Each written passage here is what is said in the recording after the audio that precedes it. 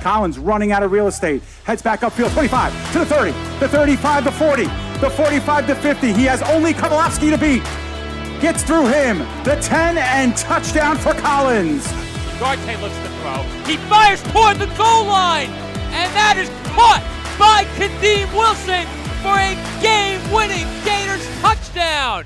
Back on in, here's Yoxon. Yoxon to the backhand, trying to go to the front, makes the move and shot, and he scores! Rowan heading for the touchpad with the lead, and the Props will take the men's 400-yard freestyle relay.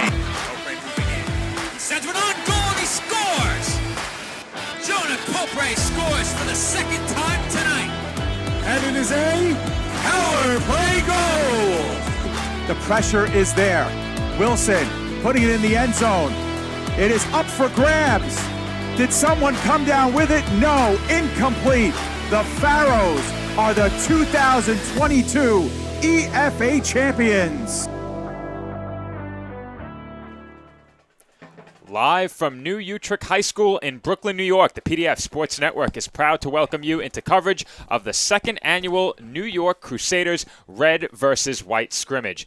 Good afternoon, everybody. My name is Joe Foreman, alongside my broadcast partner, David Pizzuto. And Dave, here at PDF, we announced our partnership with the Crusaders back in February. Now it's finally time to get our first live look at the team as they prepare to finalize their roster ahead of the 2023 season. Yeah, it's an exciting day at New Utrecht High School. Of course, we would have liked to have gone live with this broadcast, Joe, but unfortunately we have to go live to tape. And for those of you who are tuning in a little bit later in the evening, this game, of course, taking place a little earlier this afternoon. And you said it. It's a red versus white intrasquad game that really pits the Crusaders against the Crusaders in a chance for them to refine their rosters, figure out starters and things like that, and really just being able to put the pads on and hit somebody live, Joe. It feels good, of course, 2 or 3 weeks away from their first game. Nice turnout here at New Utrecht High School in Brooklyn. Marching band on the field. Dancers should be arriving on the field shortly as well. They've rolled out all the stops ahead of this scrimmage, which is set to get underway in approximately 10 to 15 minutes or so. But you said it, Dave. This is an opportunity for this team to express some physicality before the season gets underway. This has the rules of a normal game. 15-minute quarters. However, the lone exception is that it will be a rough touch rule when it comes to the quarterback. Players will not be able to hit the quarterback in this game. It will be rough touch there. The rest of this game will follow regulation rules. It should be fun to watch and get our first look at this team. Yeah, it should be fun. And obviously, practice. This team has been practicing for a long time. But the bottom line is, you can practice as much as you want, Joe, until you go live against another team that's facing you, that's looking to beat you, looking to wear you down, looking to punish you. That's when things get real. And that's what this game does for this team, and for the coaches and for the players. It allows them to simulate a real game experience. It also gives the fans on hand a chance to see them up close for the first time and see what we have in store for the upcoming IFA season. Well, this is, of course, the second iteration of this game, and the coaches are still looking to determine some of the final spots on this roster. The depth chart might also be in flux as well, so the players out there will be looking to impress their coaching staff here today. We already said it. It gives these players a chance to express some physicality ahead of the regular season, and it also gives the coaches a chance to perhaps address some issues they perceive heading into the regular season. This benefits both the players and the coaches, as well as the fans who have gathered here to take in this game. Right, and it's a chance to for us anyway in the press box and of course the fans to really enjoy the game and really enjoy the entertainment that this will provide. But for the coaches, it's a little bit different. This is kind of their game tape to really go back and study and analyze and figure out, hey, this is what we need to clean up getting into the season. This is what we need to work on. This is where we feel like we have this locked down. We're doing this well.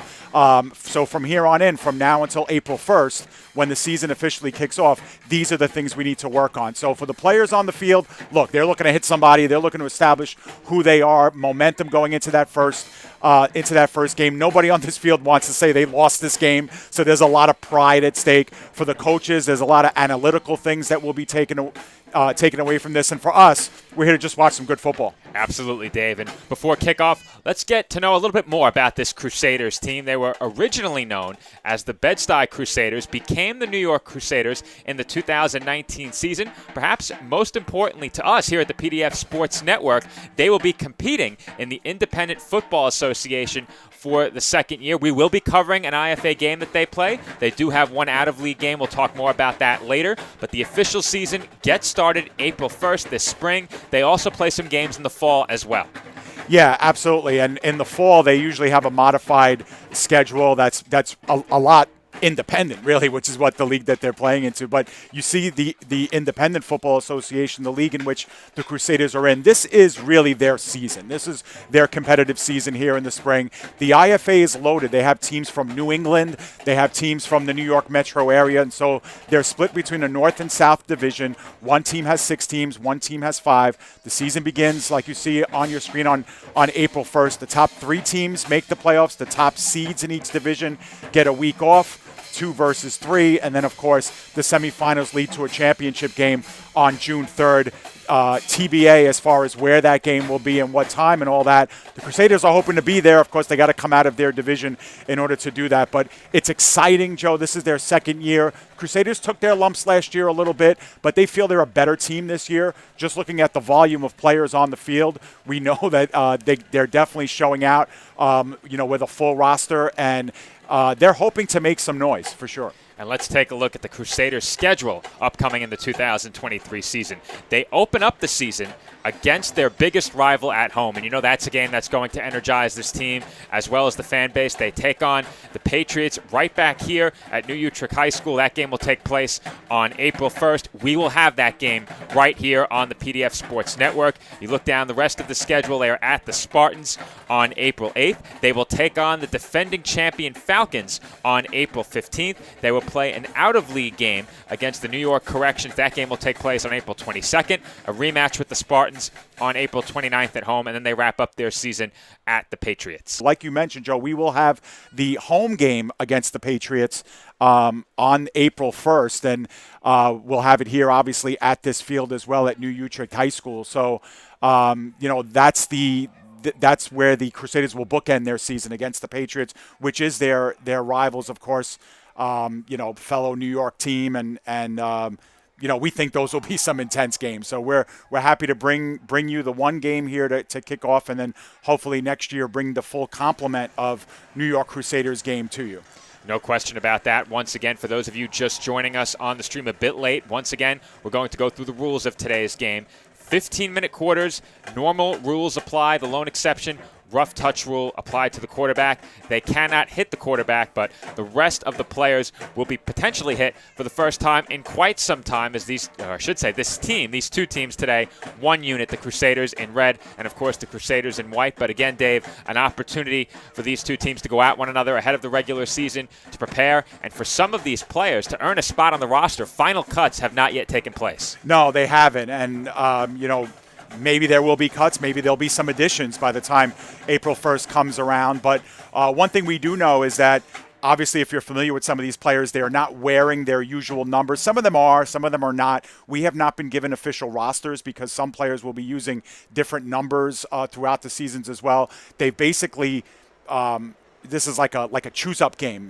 They basically, captains were able to choose who they wanted on their team. So just picked, so these teams weren't even set coming into this afternoon, Joe. So they've kind of just figured out who's going to be on whose team. Bragging rights on the line in this game. We should be getting started shortly. So with that, we are going to step aside and take a very quick break. When we come back, the second annual New York Crusaders red versus white scrimmage. Team Red takes on Team White, coming up shortly on the other side of this short commercial break. Here, baby. Look. Uma. Something more than a birthday is happening here. Once you can see it, you can help. The sooner you recognize the signs of autism, the sooner you can make a lifetime of difference for your child. Start by answering a few simple questions at screenforautism.org. I'm an actor in an ad that was given 12 seconds to remind you that if you're high, just don't drive. Because if you feel different, you drive different. It's illegal to drive high everywhere anyway.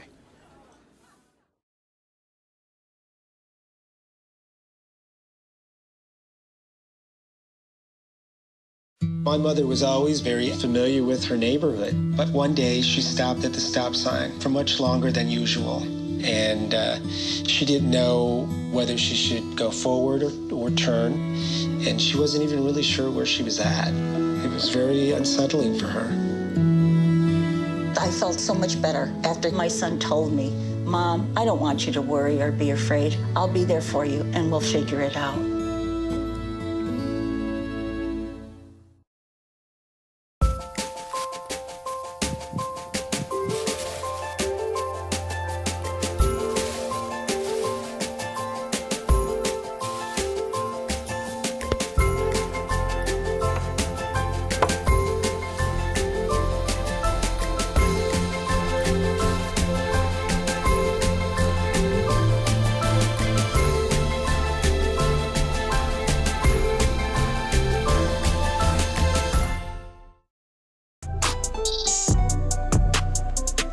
I'm an actor in an ad that was given 12 seconds to remind you that if you're high, just don't drive.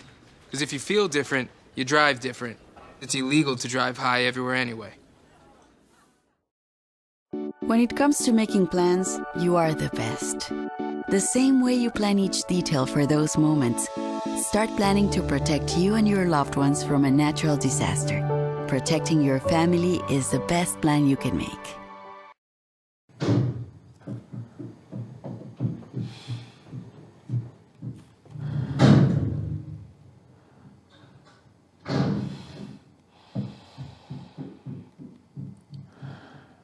I love you.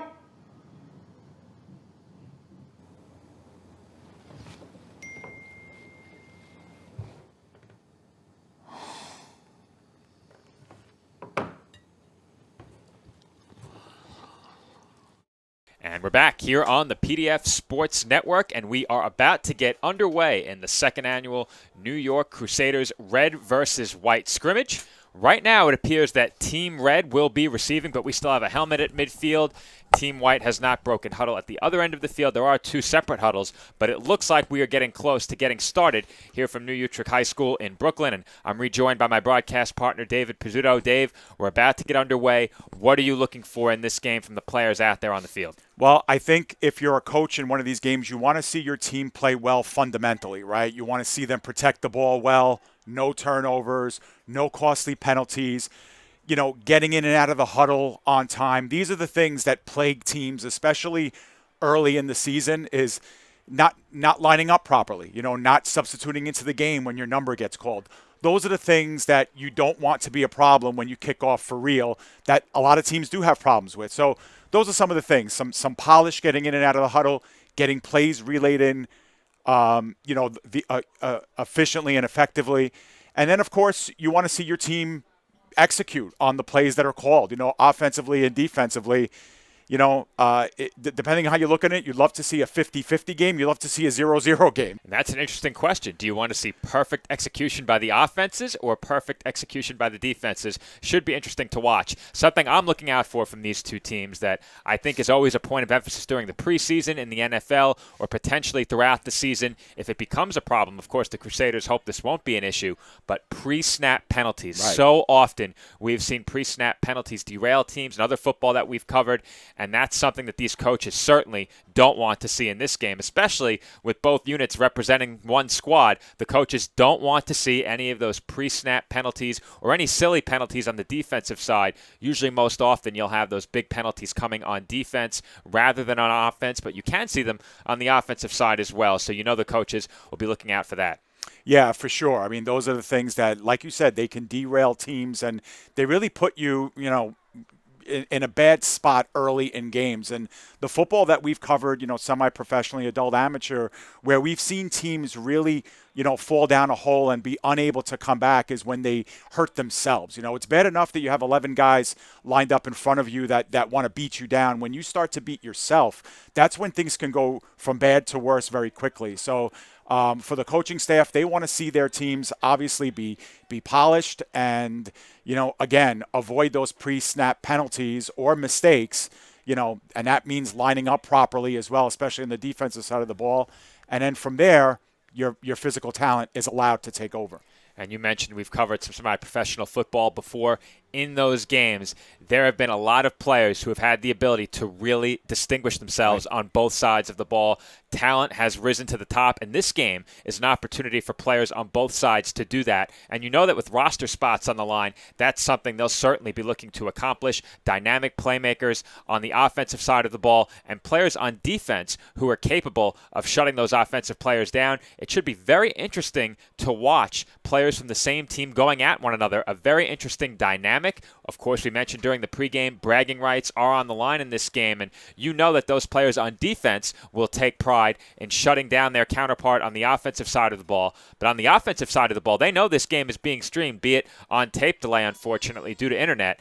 But you know that those offensive players will go back, and if they're able to break someone's ankles with a juke or a nice move or burn a defensive back, you know that's something they're bringing into the film room to show players on the defensive side. So you know that nobody on defense wants to be the subject of any of those highlight reel plays. And on offense, you know the other side, you have a defender who wants to shut you down. Yeah, absolutely. And that's the other subcontext to this game, too, is, individually, who is going to stand out? Who's going to be the one that makes a great play? Who's going to be the one that everybody's talking about tomorrow morning? That's the big question. And I think both, teams, white and red, obviously want to distinguish themselves as a team, but this is a chance for individuals to kind of shine bright as well. Sometimes on the practice field, you're doing drills together, you're going through motions together, you're lining up with your teammates, and you don't get to do a lot of individual 1v1 stuff, especially that's under this much of a microscope or with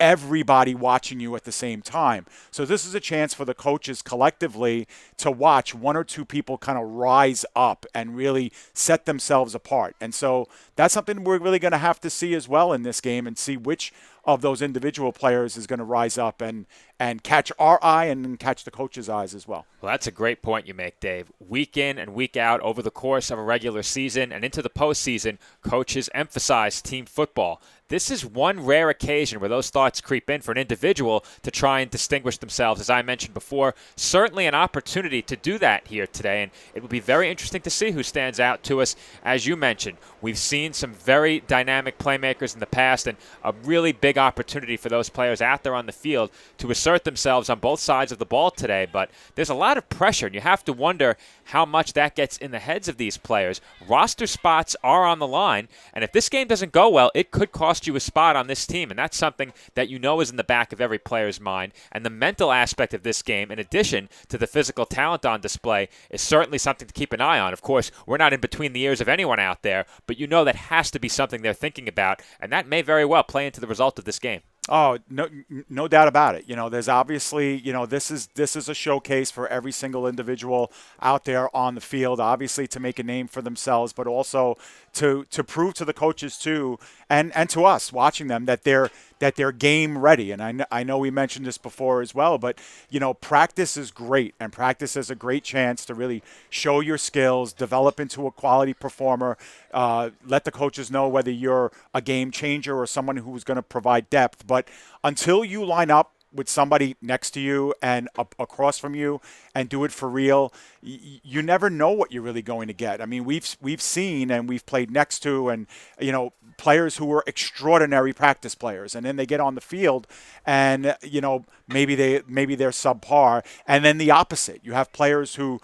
notoriously they're pretty good in practice, they're good, but once the lights come on and once things are done for real, they're just otherworldly, right? They just pop out and grab your eye. And that's what games like this are about. And these are why games like this are so important for coaches, is because not a lot of teams do this. Not a lot of teams line up and do intra-squads or scrimmages, and the Crusaders do. They have the luxury of having a nice big roster that affords them an ability to do this. And so if they're going to do it, they have to really maximize it, and the coaches and the players are. And we are certainly excited to see it. We appeared as if we were getting close to a start, Dave. It looked like Team Red was lined up in the end zone ready to receive a kickoff. However, both teams have now congregated around their respective 30-yard lines or so and are in offensive sets right now, snapping the ball and getting ready ahead of today's scrimmage. So with that, we will step aside and take another break. Coming up next will be the start of this year's second annual Red versus White scrimmage. New York Crusaders football coming up next on PDF Sportsnet.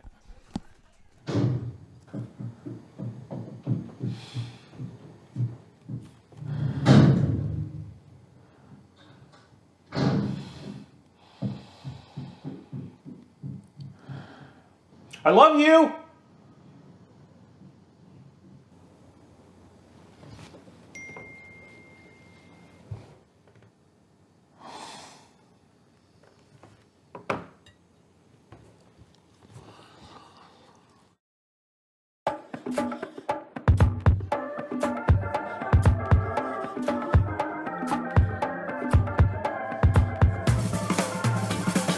Get it, slip it, cuff it, check it. Talk to doctor now and share it. Get it, slip it, cuff it, check it. Talk to doctor now and share it.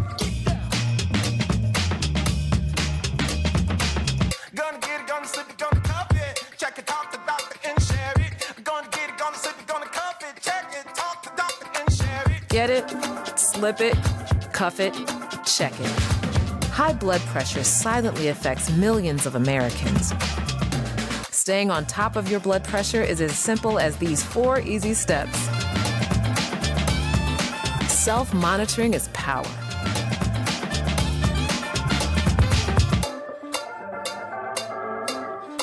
Visit manageyourbp.org to learn more.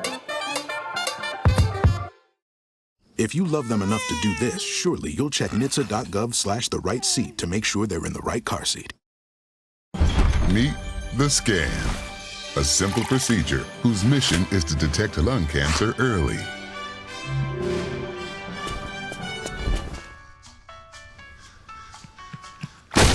I'm here to save you! But I feel fine. That's great, but you may still be at high risk for lung cancer. Oh man, that's a new fence. If you smoke, early detection could save your life. Learn more at savedbythescan.org. And we are back here on the PDF Sports Network with coverage of the New York Crusaders Intrasquad scrimmage, Red versus White. And the teams have emerged from the tunnel as we are about set to get underway from New Utrecht High School in Brooklyn.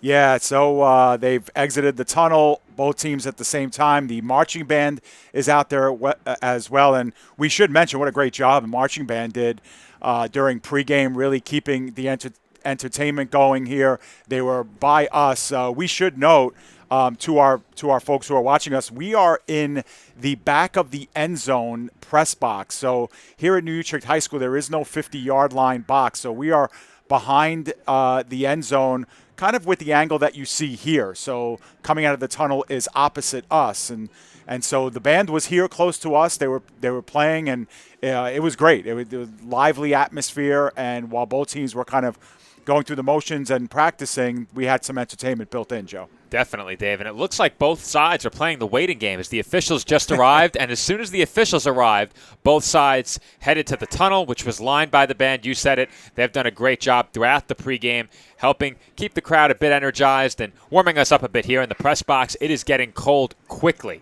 here in Brooklyn. Absolutely. And, you know, we have our cameramen out there who are braving the cold, so we really appreciate it. Lou and Pat out there doing some great work out there, kind of remotely as well, as we don't have power here at New Utrecht. Certainly we don't have an internet feed, which prevented us from going live today. But in the event that does not get situated for the April 1st game against the Patriots, similar to tonight, we will have the game for you as a recording later on as a tape-delayed broadcast. So either way, we're proud to bring you coverage of the Crusaders. And like you said, Joe, the officials are out there. And both teams appear to be in their final huddles. They're on their respective sidelines and just about ready to get this one started. We are getting close to kickoff. We'll see if we have an opening coin toss, but relative to our perspective, Team White will be on the right sideline and Team Red will be on the left sideline. Louis Matrone, as you mentioned, Dave, our camera operator for our main feed, he is positioned at about the 20-yard line on the sideline of Team White.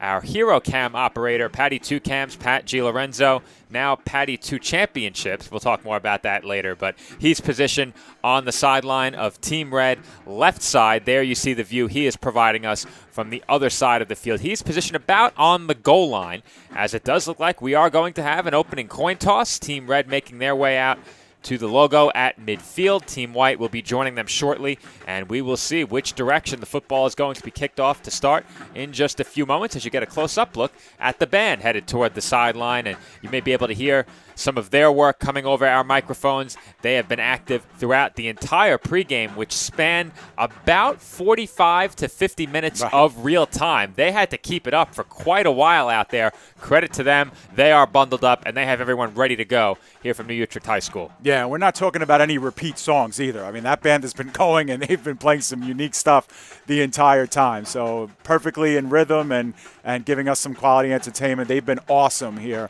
to start things off. And like you mentioned, we have our sides collected, captains representing offense, defense, and special teams on both sides. And looks like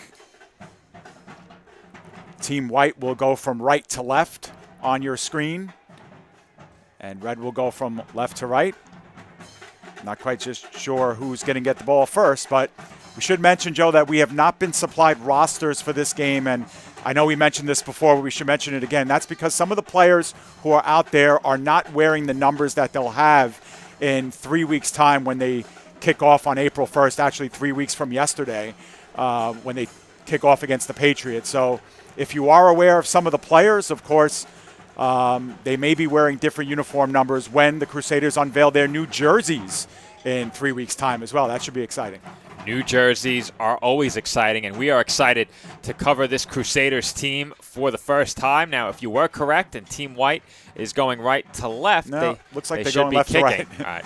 I think we had a 50-50 shot. Yeah. Well, at least when they lined up, that's what it was. We're actually watching the backs of Team White, so the kickoff is almost coming in our direction here. Team White out there vibing to the band now. That's right. And one of the things that I've noticed, watching the IFA last year, Joe, what's out there is, kickoffs are very important, and we've seen it too in semi-pro and adult amateur. There's a lot of activity that happens, and there's a lot of field position games to the point, Joe, where it's almost advantageous to get the ball first because you're going to be in good field position, and that allows you to play the field position game a little bit better. So, sometimes the default is to kick the ball and get it in the second half, but maybe not the case here in semi-pro. And you look at the way Team White is lined up here, Joe, almost like this staggered lineup, almost looks like a soccer team and how they position themselves on the field. And that's precisely because you don't know really where the ball is going on these kickoffs. And the unique perspective we have affords us the ability to see that quite clearly as we are positioned right behind the end zone. The one negative about this perspective for me is that we have a fence in front of us as well as the goalpost. We are about maybe 10 feet above field level as it looks like kickoff could come at any moment right now. Once again, Dave and I don't have rosters, so moving forward, I will be referring to each team as Team Red and Team White. And you said it, Dave. We don't know where the kickoff is going. It goes to the right sideline relative to our perspective, near sideline on your screen. And a big hit at midfield sends the return man down to the ground after a nice run back on the opening kick. Yeah, nice. And the runner going from right to left because you could see Team Red kind of converging and not staying in their dedicated lanes that time. And the kickoff returner able to swing it out to the left, get an extra 15 yards or so. And just like we said, good field position to start the game here for Team White as they'll start got a couple of paces ahead of the 50. It's always a bit dangerous on a kickoff when the return man decides to reverse fields. Typically, that puts the kickoff coverage team in a tough position, assuming the blocking holds up, and oftentimes it becomes a foot race to the opposite sideline as you get a look inside the huddle of Team White ahead of this first offensive play of the game in this 2023 Crusaders Red versus White scrimmage. Now, it is a bit tough to see the formations. Looks like a shotgun set, single back. Handoff goes to the right. Good blocking by the wideout on that side. And that was a dangerous play for the receiver who had his legs taken out on the tackle. But good blocking on the outside and a well-executed first play for Team White. Yeah, nice gain on first down, too. Almost at the stick, so almost converted there. Looks like a second and very short here, Joe. Very tough for us to catch the down markers, Dave, but you're right. It appears to be a second and very short. The down markers are on the left sideline relative to our perspective, far sideline relative to the position of our main camera. Once again, we have a shotgun set here. Early snap as the quarterback wasn't ready. Wheel route up the sideline, overthrown and out of bounds. Yeah, good idea, though, Joe, on second and very short, trying to go over top of the defense, looking for that home run down the sideline. That pass a little bit overthrown, but the coverage also very good on that play. So it'll be third and short. And I think that throw may have been out of a sense of urgency there as the snap came a bit early. And you spoke about that during the pregame, Dave. These coaches wanting to see these offenses execute on the play calls, and right there, the timing was off on that snap. Perhaps the center unaware of the cadence. Perhaps the quarterback wasn't on the same page as the snapper. Regardless of what it was, those are things you'd like to see get taken care of in the preseason. An opportunity for that today. Yeah, so a 3rd and 1 here, and our first big short yardage play of the game. Looks like another shotgun set, perhaps an offset pistol as they're going to sneak it. And that's going to be a first down on the quarterback keeper. So tough to see the formations from back here behind the end zone. It looked like the quarterback was indeed lined up under center with the back offset in the backfield to the left. Yeah, I think you're precisely right. And that was a gain of about 7 on 3rd and 1. So we have a 1st and 10 coming up here for the Crusaders. Crusaders White with the ball on offense right now as we await this first down play. Smart move to take a shot on second and short. Timing a bit off on the snap, but no harm done as the ball was thrown out of bounds. They pick up the first down on the sneak, and they are right back in the shotgun here on first down. It's a pass, pressure coming, and the quarterback is tied up in the backfield. He lost the football, but falls right back on top of it. Yeah, did well to stay with it. Tried to scamper out of that pocket, but a great job by Team Red to really converge, not allow any room up the middle for that would-be quarterback keeper. And now we're going to have a second, and it looks to be about 15, Joe. So a loss of 5 on the play after the sack/fumble. Not the start Team White was looking for on first down. We'll see if second down goes a bit better as they break huddle. The officials conversing right now, so may have to wait a few extra moments for this play. Shotgun set for Team White here. 2 receivers wide, 1 tight to the line of scrimmage on the left. As it will be a handoff to the left. Nice cut up field by the running back who was taken down for a short gain. Yeah, short gain, but good patient running up the middle that time as that B gap took a little while to get established, but once it was there, running back pounded it right in there, able to get most of that yardage back. So we're looking at about a 3rd and 11 here, Joe. So first a 3rd and 1 short yardage play. Now we're going to see a long yardage play here, and we'll see what the Crusaders have in the playbook for this kind of a situation. It's a good job by the blocking to hold the edge on that last running play, giving the back the opportunity to cut up field. We'll see if the blocking holds up similarly on this passing down. Shotgun set once again. 3 receivers wide to the right. Looks like a fullback is out there as well. He appeared to move early as the coverage breaks down. Man open, and the catch is made for a touchdown. And it looks like we do have a flag along the left sideline. That play will not stand as it was clear that on that right side somebody moved early. Yeah, and it looked as if the entire red team kind of stopped in their tracks. They were expecting that to be a dead ball whistle. Instead, they let the play continue, but this one does look like it's coming back.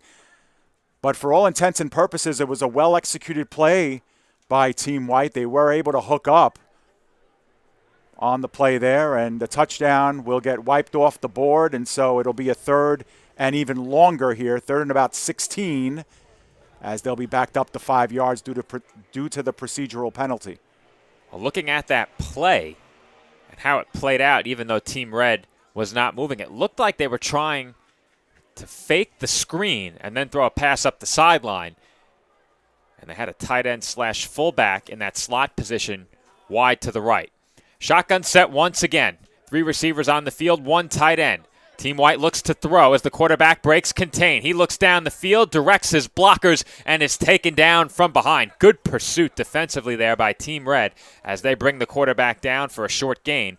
It will be 4th down. Yeah, that's a nice open field tackle from behind, number 40 making the play for the red team, and that was a nice catch up to the quarterback there because he did have some daylight in front of him, was finger pointing the entire way, looking to establish some blocks. So about a 4th and 10 coming up here, Joe, and Team White look like they will go for it in the plus side of the 50, and another big play here.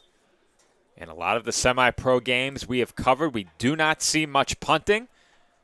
And given that Team White is going for it here, I don't suspect we will see much punting today either in this scrimmage. 4th down.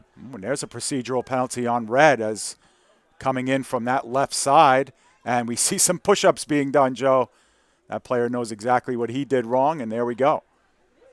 Team Red trying to get a jump on the snap on 4th down. Instead, they will give up an extra 5 on that pre-snap penalty, assuming, of course, it is against Team Red. I think it's undoubtedly. He came right through. Nobody moved on that White half. And so here we go. Now a 4th and 5 coming up, and big play here. Well, that makes this a bit easier. 4th down and 5 instead of 4th down and 10 really opens up the playbook in this spot.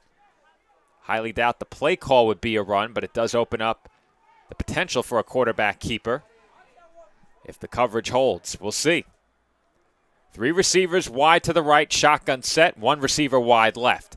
And they do hand it off to the left, the weak side, and that play is swallowed up by Team Red. Well, it will be close, though, to the 1st down. Looks like they might have gotten it a little bit short. Let's see. We haven't had a directional where the 1st down is, whether it's red ball or white ball. Looks like the red offense is getting set to take the field, and indeed, it will be red ball. Just short on that. They need to get to about the 30 and got to the 31. That's much closer than I thought it was. From this angle, it's so tough to tell, but based upon the reactions of Team Red out there on the field, it appeared to be clear that they stopped them. And a bit interesting to see a run play called, particularly to that weak side on the left.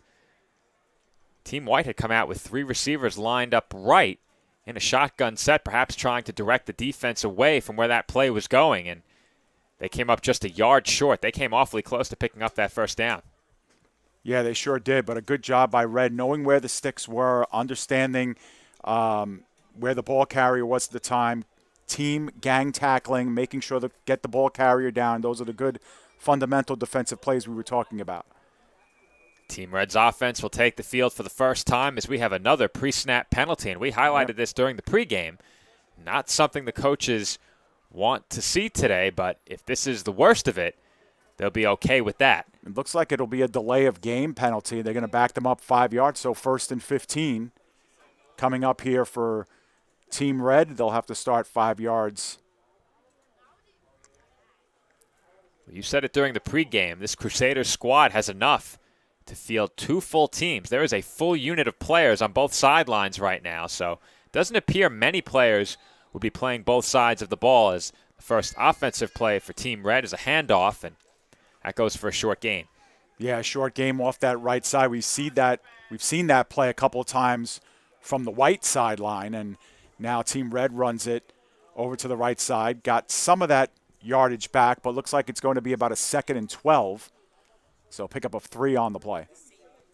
Bit tougher to pick up Team Red's offensive set, though I do have a monitor for assistance.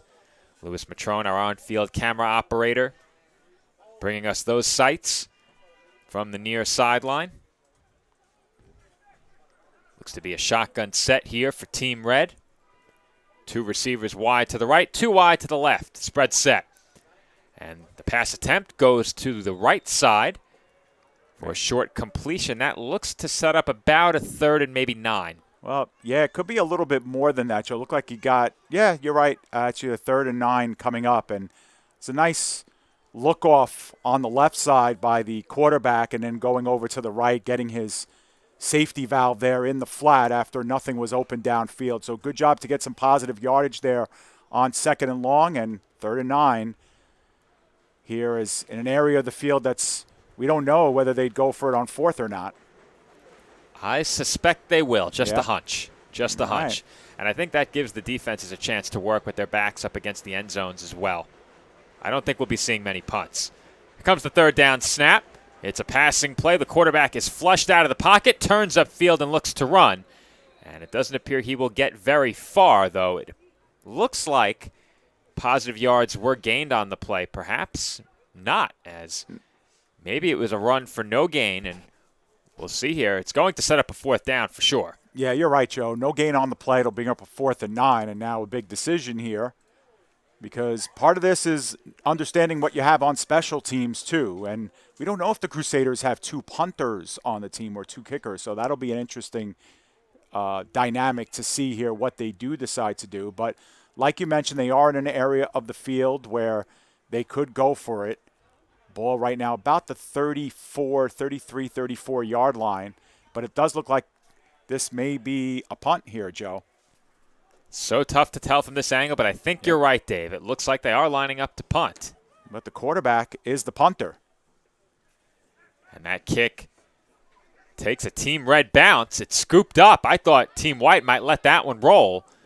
And a big hit at the end of the play takes the return man down at about the 35, maybe 45-yard line. Yep, that's the 45, Joe. A very short punt on the play, just over 20 yards. But you're right, kind of dangerous to pick that up off the hop, but still the play made, and Team White will get the ball once again, 2nd straight possession where they've got it just short of the 50-yard line, and see if they can maximize the field position. They were able to get down the field, 20 yards or so on their first drive. So we've seen a punt. Another question, will we see a kick today? Very often we don't see field goal attempts.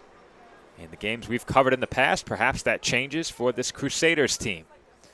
We will find out as we're just underway in the first quarter of this 2023 scrimmage, Red versus White. It is White football. They are in the shotgun, and the first play of their second drive is a handoff to the left, and that's going to be a nice gain inside of left guard. Yeah, that's the first carry by number 25 in White, and a good job to kind of stay with it. I love the fact that you got 2 hands covering that ball as you hit that hole, as you got plenty of defenders looking to pry that ball loose.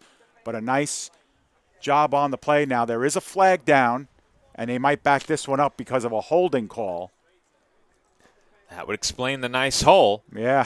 Thought we had some good blocking on the play. Instead, it looks like it's going to be a 10-yard penalty against Team White, and they will back up towards us as we are positioned in the end zone on this side of the field to the left of the 50. Yeah, and that's so frustrating if you're an offensive player. I mean, obviously there are going to be penalties. You have to deal with them. But on a first down to start a drive to now go backwards 10 yards, we saw it with Red on the delay of game call to start their drive. But it's so hard to start possessions with a 1st and 15, 1st and 20. We'll see what White can do with it now on this 1st and 15. It looks like a 1st and about 14 or 15, as once again they will hand off. The football is loose. It was dropped on the exchange, and Team Red will recover, as it looked like the handoff wasn't clean, Dave, and the football popped straight up into the air. Yeah, and that time, that was the clean fumble. Number 12 was the one who recovered it. But, yeah, I think you're right, Joe. I think the exchange was being bobbled, and number 25 looked to hit the hole at the same time as trying to get that trying to get that ball underneath him. Too much hockey we've been covering here on PDF. We've called a lot of hockey over the last several months here at the PDF Sports Network. We've partnered with the U.S. Premier Hockey League, the Elite Football Alliance, and now the Independent Football Association as we cover today's Crusaders scrimmage. Just like that, Team Red takes possession off of the fumble, and they are very quickly going to be headed our way on offense as they will take their first snap from about the 45-yard line. So that football was fumbled at just about the point of the tackle on the previous return. It's a shotgun set for Team Red. Spread set, 4 receivers wide. And it's going to be a quarterback keeper on the option. And the play is blown dead as the quarterback was stood up. Appears to be a short gain on the play. In fact, it might be a short loss on the play. It is. So it's about a 2-yard loss. And depth perception from the end zone, not the greatest. But I think our viewers who are watching this game on demand via the PDF Sports Network YouTube channel may have a better look at it as our camera operator is positioned along the sideline. Second down, snap a bit high. It's pulled down, and the handoff goes up the middle for a nice gain. And that ball is taken inside Team White 30-yard line. Team Red gets fired up on their sideline, and we have what will go down as our biggest offensive play of the game thus far. Gain on that handoff of about 15 yards, and that will set up a first down for Team Red.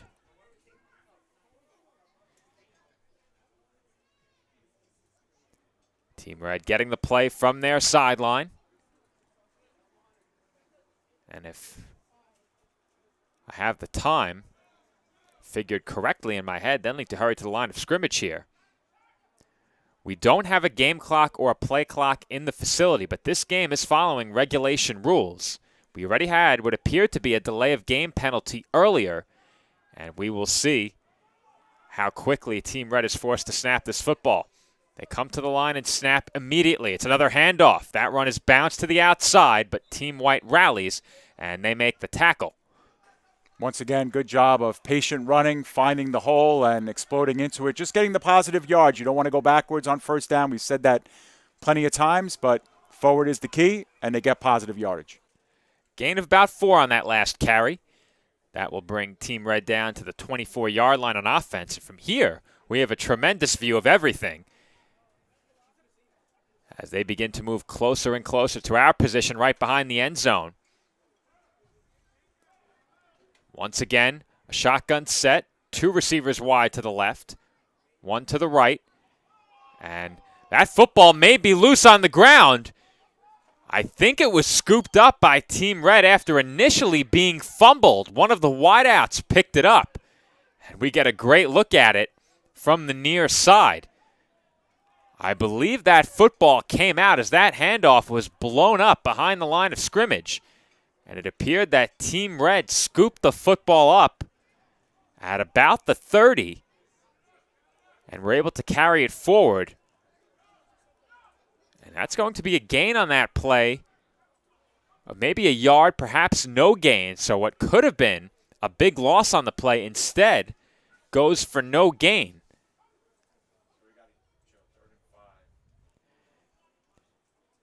Team Red in the huddle right now, coming off of what was a botched play, it appeared.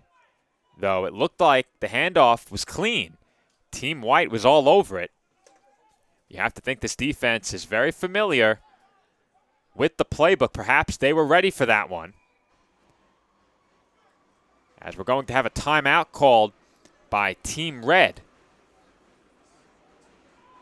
Didn't appear that everyone was lined up. And you could see things getting a bit hectic down there on the field ahead of that snap as you get a look inside of the Team White huddle. That huddle along the right sideline. Our camera just a few feet away. So, Joe, that was a timeout taken by Red? Yes. All right, so Red uses their first timeout.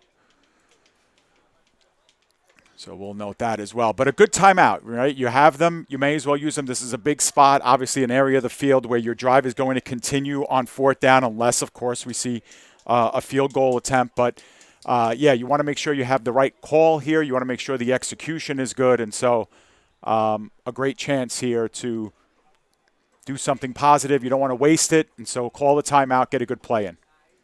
Now, it was really tough for me to see what happened on that last play from my perspective. But as I said, it looked like Team Red had fumbled the football, and it was picked up by one of the wide receivers. Now, they come out here with a 3rd and about 5. And you have to think that if a field goal attempt is not an option, that they would go for it on 4th down. Shotgun set once again, 2 receivers wide to the left. Quarterback keeper, good blocking ahead. Chance for 6, and White rallies to make the tackle 5 yards short of the goal line. Straight keeper all the way on that play, Joe, and they went to it, and there was a big hole on the right side. Give the quarterback credit for bouncing it out. As doesn't look like the sticks are moving here, Joe, so I'm wondering if we're going to get another penalty here. The officials are conferring and talking to members of the white team, but they are going to back this up. It's holding on the offense. Team Red will back up 10 yards, so that would have gone down as the biggest play of the game. And now we see why. We had a hold, and Team Red will back up, as we've seen a couple of these holding calls early. Yeah, it's frustrating, obviously. Now, if the hold occurred during the run, they'll just spot it 10 yards back from where the hold took place. And so we'll get a modified. Yeah, so it's going to be a 3rd and 10 here. So the hold happened after the first down was achieved. But either way, the Red will have to do it again, this time 5 yards further. They went quarterback draw last time. We'll see what they cook up here. 3rd down and about 10. Team Red looking to keep this drive going, or perhaps make it a more manageable 4th down.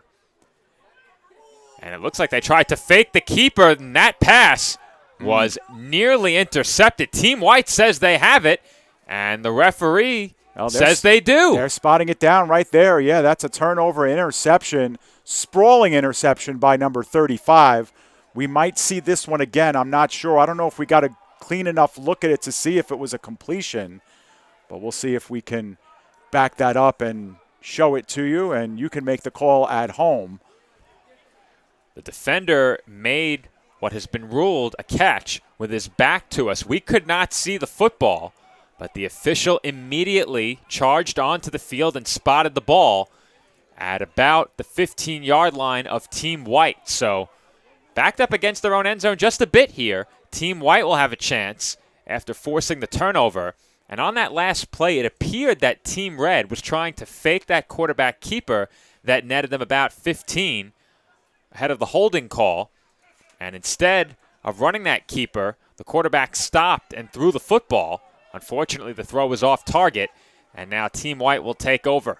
So 1st and 10 for Team White as now we get another whistle, and it will be another timeout taken by Team Red.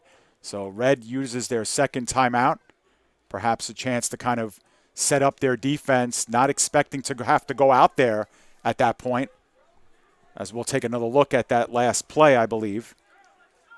And yes, we will. Let's see if we can spot it. No, I think we went ahead too much there and just missed it, but we'll see. Perhaps we'll get another look at it following this next snap. Nonetheless, Team White will take over. Team Red has had some trouble getting set on both sides of the ball. They've already used 2 timeouts, as we just mentioned, and they are now huddled up a bit closer to their own sideline as we get another look at that interception here. And that certainly appears to be a catch. Now, after the catch was completed, it looked like the defensive player may have taken his hands off the ball for a moment, but I don't think that negates that interception. Clean pick and a turnover forced by Team White, and they will get set to take over in just a few moments as you see their celebration following that INT. Yeah, and you folks at home could slow that one down and watch it multiple times to see frame by frame what you think the call was, but on the field, and it was made by the line judge closest to the play, and it will be White team's possession. 1st and 10 for them. Trips shotgun set, 3 wide to the left. Handoff goes left. Good blocking once again for Team White as that carry is out to about the 24-yard line, maybe 2 yards short of a first down. Good blocking on the left side by Team White there. The receivers doing their job, and they held that edge on the left side of the offensive line as well, allowing the running back to get moving forward up the field with a full head of steam. Yeah, so 2nd and 2 now on that nice driving run up the field. And that's something that both teams have done pretty well here, Joe, in the early going.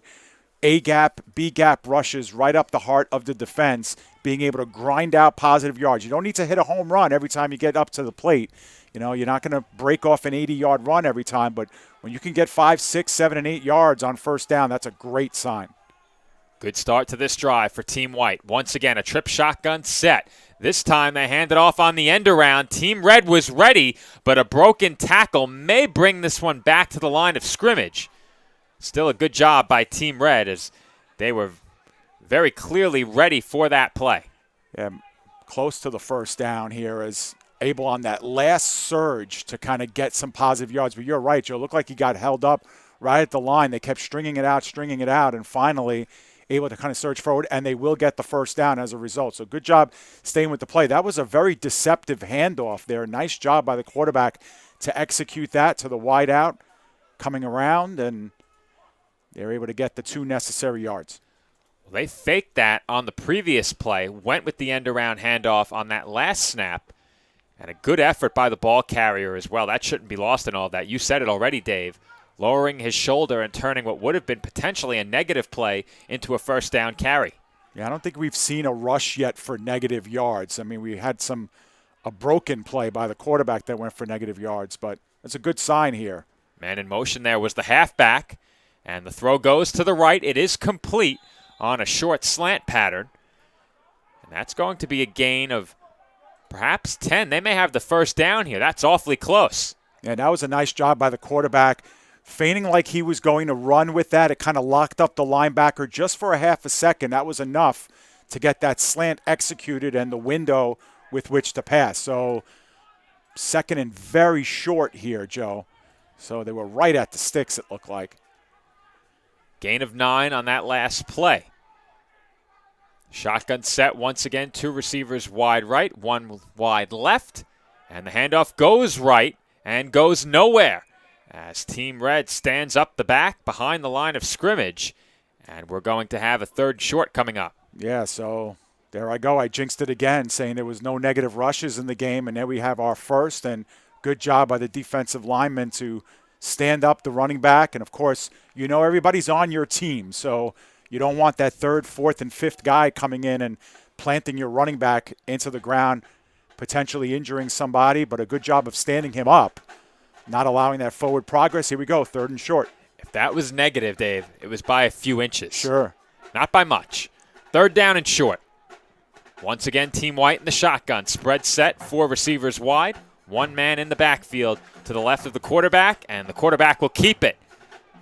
That carry's bounced to the outside, but they do have enough for the first down. Yeah, good gain of about 5 on the play. First down. Good job once again being patient with the run and able to bounce it to the outside. Good open field tackle to end it all, and another advancement of the sticks here for Team White. And I do believe the official just signaled the end of the first quarter. We will see. I definitely saw a signal to stop the clock. Well, it looks like teams are going to change sides. So that looks like it will be the end of the first quarter. A scoreless one, but a good one so far. Well executed on both sides. And deadlocked at 1 after 1. That would be interesting if we were deadlocked at 1. That would be really impressive. That's a backyard football score. Right, exactly. Touchdowns count for 1 point.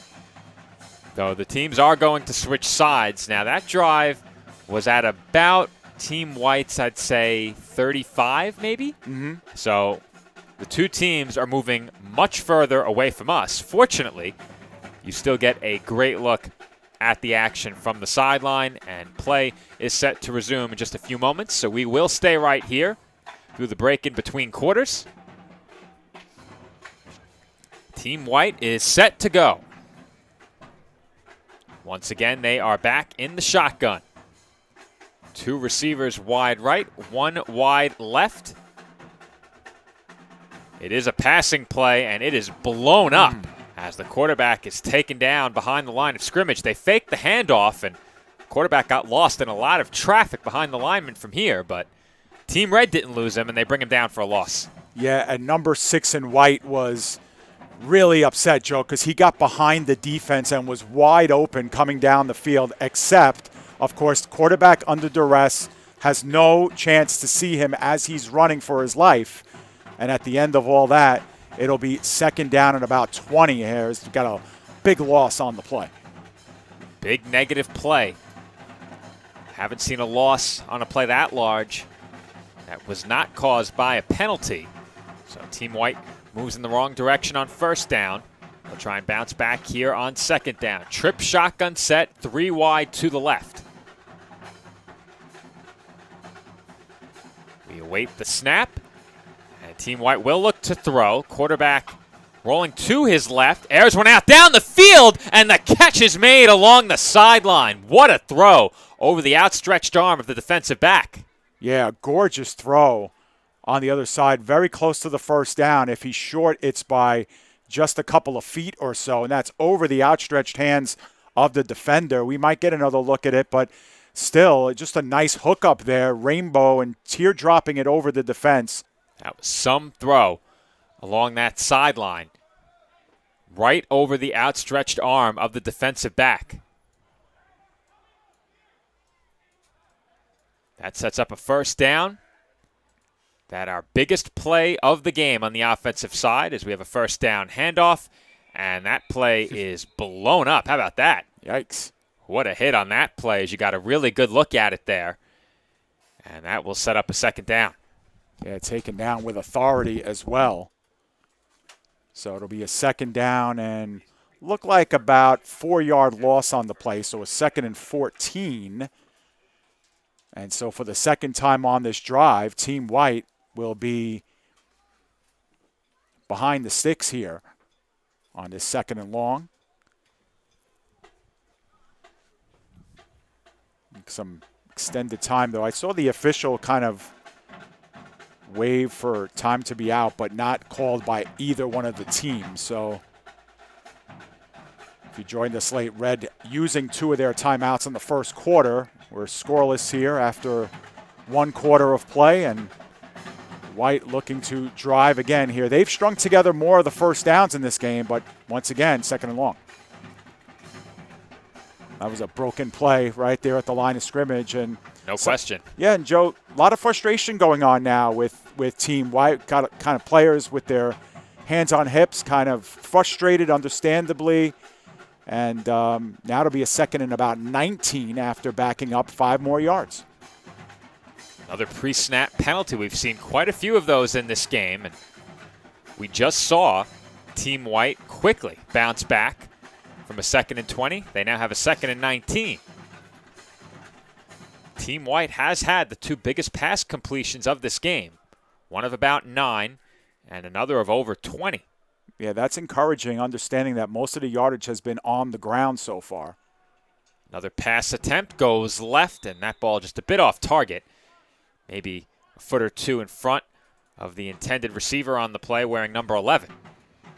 Yeah, explained perfectly by you, Joe. That one just kind of hopped in on number 11. Looked like quarterback was expecting a shorter slant on that, so they did not hook up. And so it'll be a 3rd down and very long. And again, in one of these areas of the field where you would think that if they don't get at least a big chunk of this back, they'd be lining up to punt here in this situation. It would be their 1st of the game for Team White. That's the kind of throw you typically see when a quarterback's clock is sped up in his head or he's under some pressure.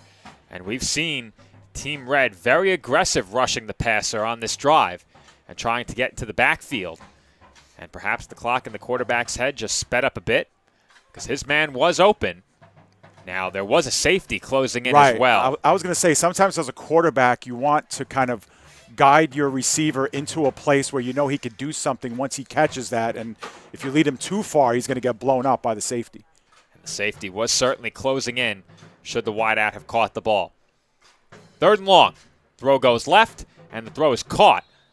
Short gain along the sideline, and we'll see if that sets up a punt. They didn't gain much. This certainly is not 4th and manageable. No, it's very short. They didn't get a lot of that back. They got maybe 2 or 3 yards of it back. So it looks like about a 4th and 15, and we'll see what the call will be. Ball's at about the 45-yard line, 44, 45. So question is, which team captain picked the punter? Was it only Team Red that got the punter, or does Team White have that option as well? We'll see. yeah, it's a good point because we know that a lot of teams don't have 2 kickers, 2 punters, but it looks like it will be punted away. We will see. This formation from here looks like it could be a shotgun set as well, but you were right, Dave. It is a punt, and it's a short one. That ball rolling to the sideline, and Team Red will let it go as they didn't net much, maybe about 10? Yeah, 10 or 11 yards. That's about it. Red will take over, and you think about it now in hindsight, Joe. And again, you want to see what your punters have too. That's part of the game that has to get figured out. But in hindsight, maybe you go for that there, and even if you concede an incompletion, you're only giving up 10 yards of real estate. So it'll be up to the defense of Team White to kind of come through here, as this is Red's best starting field position, although they've been able to take over on downs so far in this game. First their own 35 and now at their own 45. We spoke about it during the pregame. Would you rather see a perfect game pitched by the defense or the offenses? Right now, 0-0 as we continue in the second quarter. Well, I'll tell you, Joe, what I've been impressed with is both teams' ability to run the football. What I haven't been impressed with is the penalties that have derailed some of those runs. I mean, sometimes the run has been successful for that reason, but I do like what I've been seeing with running the ball, and I think both teams would really stay with that if they weren't, so behind on getting penalized. Well, there's going to be a first down for Team Red. Spread shotgun set, 4 receivers wide. Handoff goes up the middle, and that hole is closed quickly. And we're starting to see a little bit more of the depth for both teams now as number 17 has taken over at quarterback for Team Red. The give was to number 7, his first carry. So midway into the second quarter, or approaching midway through the second, able to start getting some different players funneled in at different positions. And that's the name of the game here. At the end of this one, the score will matter to the kids on the field, but really it's all about getting the reps in and the experience and doing it for real against another team. Team Red breaking huddle. Relaying some information to the wideouts. Once again, spread shotgun set. 1 man in the backfield. They move him to the left of the quarterback.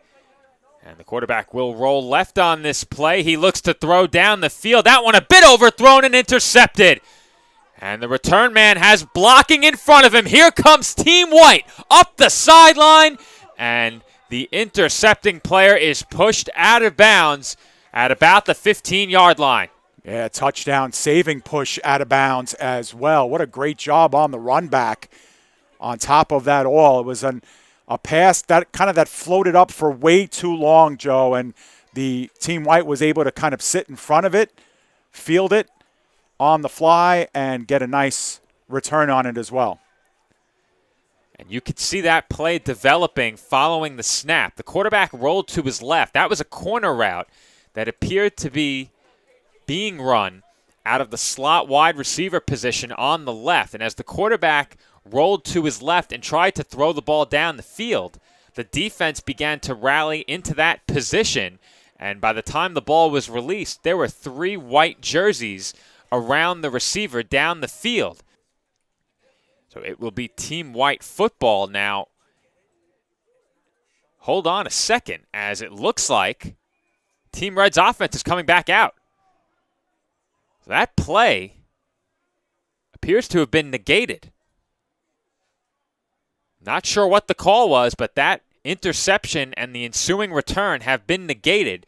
Team Red's offense is back out onto the field. And we will do it again here. We don't know what the down and distance is. Looks like a second down and about 2. So a 5-yard penalty goes against Team White, setting up a second down and 2. Team Red keeps the football, and you have to think it was likely an offsides call, as there's a broken tackle on the quarterback keeper, and they have a first down along the far sideline on that design run. Once again, a broken tackle behind the line of scrimmage yields a first down. Team White was there defensively, but Team Red just a bit better on the offensive side on that particular carry. That will set up a 1st and 10 in plus territory for Team Red.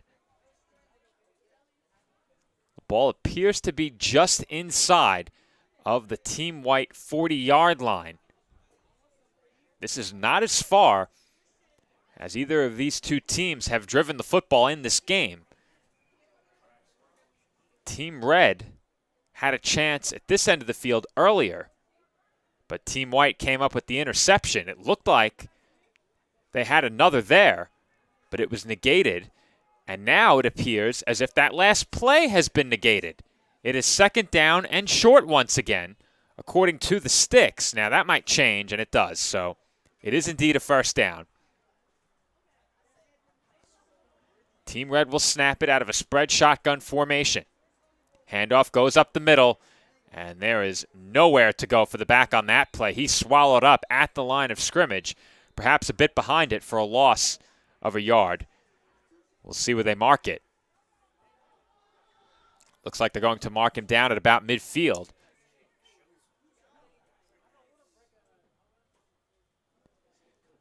Second down for Team Red coming up here.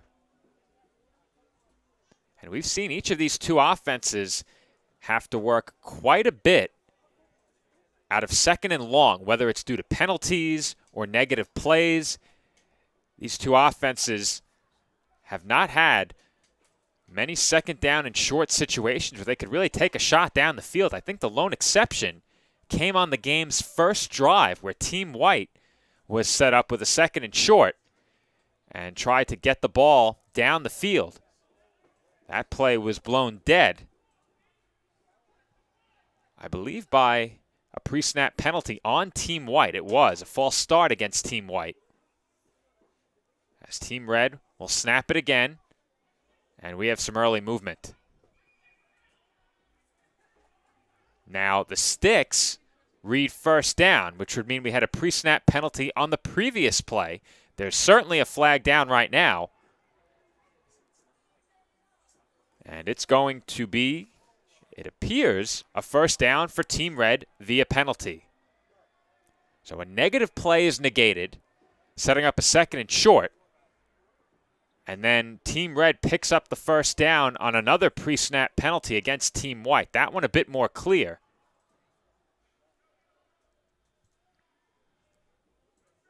Second and 7. And another flag flies. And we might be headed back the other way. It's a delay of game. So this game beginning to get a bit sloppy here. We have not had a snap in about 2 or 3 minutes of real time for a play that was not negated. So Team Red will back up following the delay of game penalty. And that sets up a 1st and 15.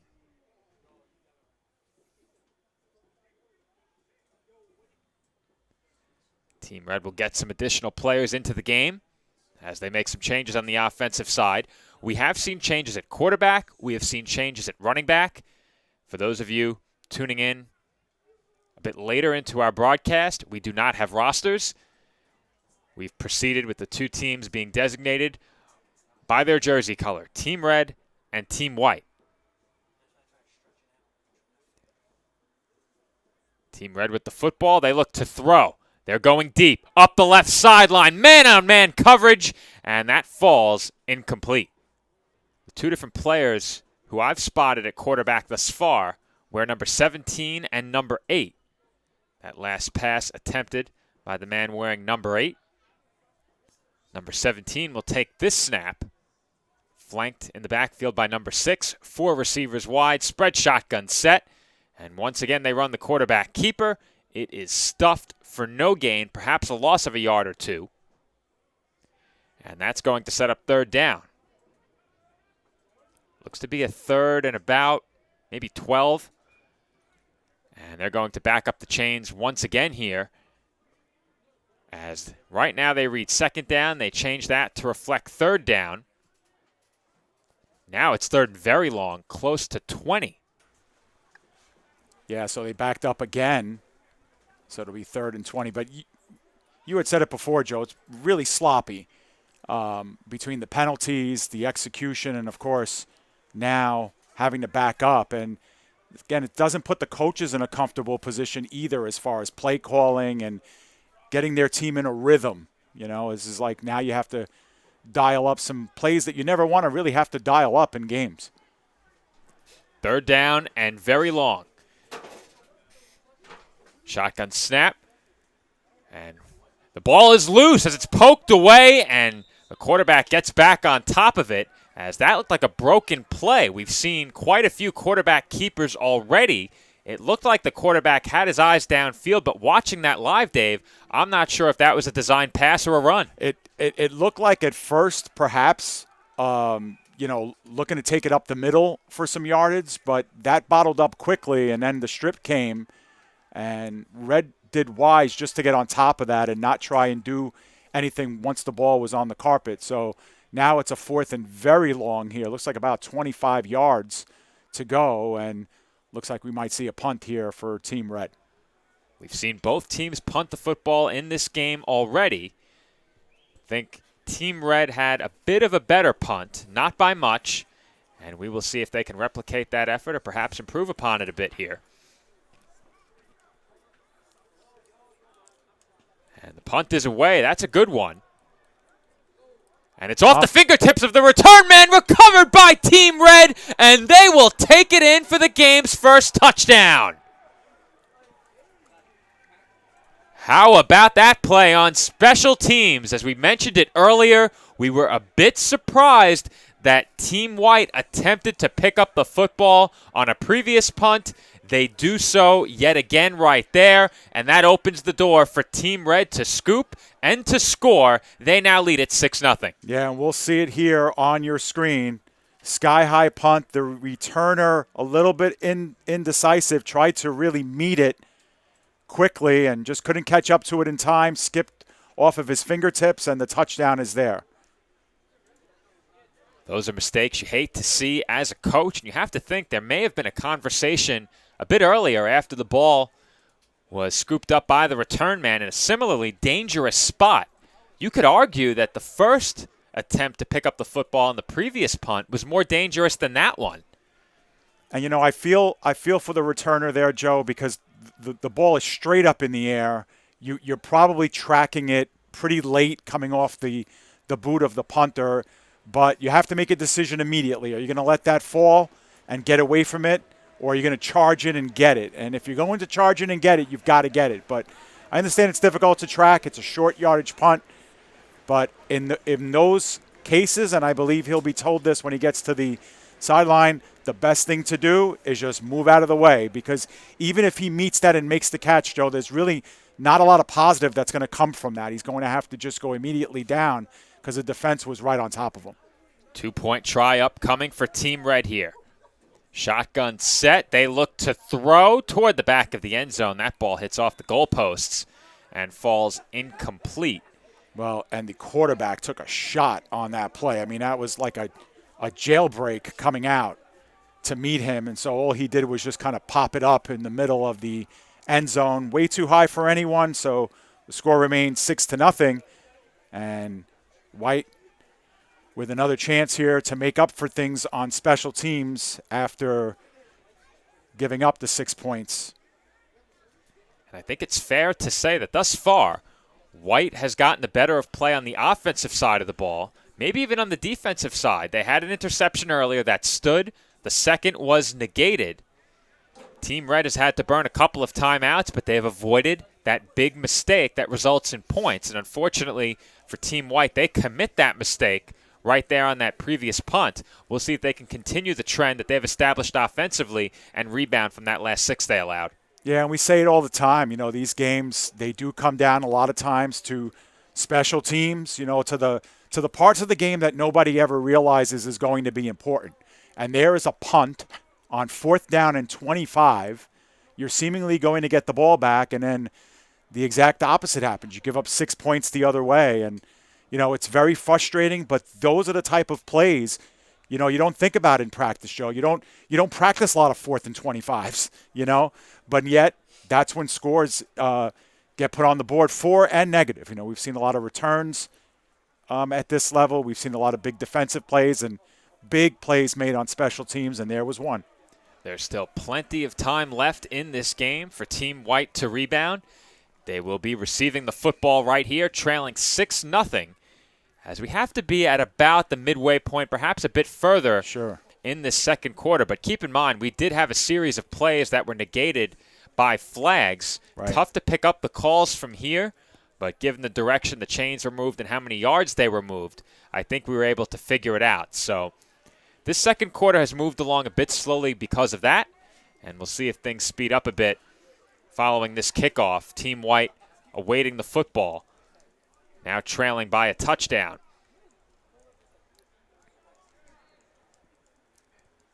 And Team Red sends the kick away toward the far sideline. Same spot as the earlier kick. They pitch it back, reverse field. Not much blocking up ahead, but a good burst of speed by the return man will bring that return out to about the 35-yard line. Yeah, good job to reverse field, get to the open side, and get some positive yardage on that. And even on that last play, even on the touchdown, Joe, that was a good play by Red on special teams too. You know, you think about those kind of punts that go straight in the air. It's easy to kind of give up on the play if you're one of the gunners, or if you're someone who has to cover. You're kind of thinking, you know, they're not going to play this. They're just going to fair catch or whatever. I'll just down the ball. But they were sprinting hard for that. And once the muff happened, it was a clean pickup and a scamper for the touchdown. So a good job. You know, as much as that's a mistake on Team White, Team Red still has to converge on that and make the play. And they did, and that's encouraging. Looks like Team Red a bit late to get set defensively on that last snap. It's a handoff. And fortunately for them, it looks like Team White ran right into the bulk of that defense. We have another flag down far sideline, and we'll see if this one's coming back. Well, Red was really late. You said it, Joe, kind of getting onto the field and lining up. So this could be something at the line of scrimmage that Red came in late, or they might have had too many men on the field. We'll see. No indication yet which way this one is headed. Taking a look over at the chains, they have not moved. That likely to change in the next few moments. We'll see. We said it before, Team Red's already used a couple of timeouts. One on offense and one on defense. Doesn't look like they've spotted the football yet. There is a football that was just placed down. Well, it looks like it's going to be 1st and 5, Joe. So okay. Well, or maybe they moved them up about 15 yards here. So we had a personal foul at the end of that play. Yeah. Which would have gone against Team Red. That was a relatively short play. You have to think the foul came on the tackle, but can't be sure about that. Well, it's great news for Team White. That will help them get back in the game quickly if they keep moving in this direction. And that carry is taken toward the near sideline. And the back bounces off a couple of hits and is knocked out of bounds. Man, it's been tough to bring down this back here for Team White. A lot of second chance yards, and that time he gets about 5 yards on the play, so able to cut it in half. But I like that. I really like the way both teams have been running the football, especially on 1st down. When they've been able to stay away from penalties, Joe, the positive yardage, this is really so important here at this level of football to go positive. When they've run the ball north and south, typically, I would say inside the guards specifically, Both teams have had some good success. We've seen some plays like that where they've been blown up, but most of the time when they've avoided the penalties, the lanes have been there. Not on that particular play, however, and it's 3rd and 5.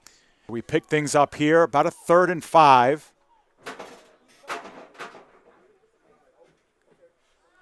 The fake handoff, and now they work on the sideline. That pass is completed and with a head of steam and looks to be enough for the first down. White able to execute on the opposite side. And they will move the sticks once again. It'll be first down. It's like Team White looking to go quickly here as they recognize the time winding down here in the half. Now, according to our ledger here, we have White with all 3 of their timeouts remaining. Now, we do have a stoppage in play here. So here we go on 1st and 10. They line up under center. Once again, the fake. And now the run over to the right, middle of the field, and catching up to it. Unfortunately, that one skipped in on number 6, and it'll be an incomplete pass, 2nd and 10.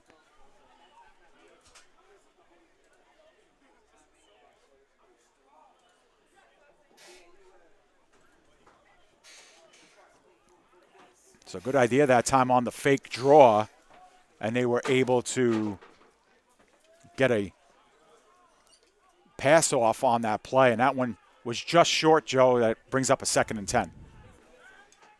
Team White looking to respond after they fell behind by a score. And there was a flag on that last play, Joe, so recognizing the free play, White went to the pass. It'll be 1st and 5.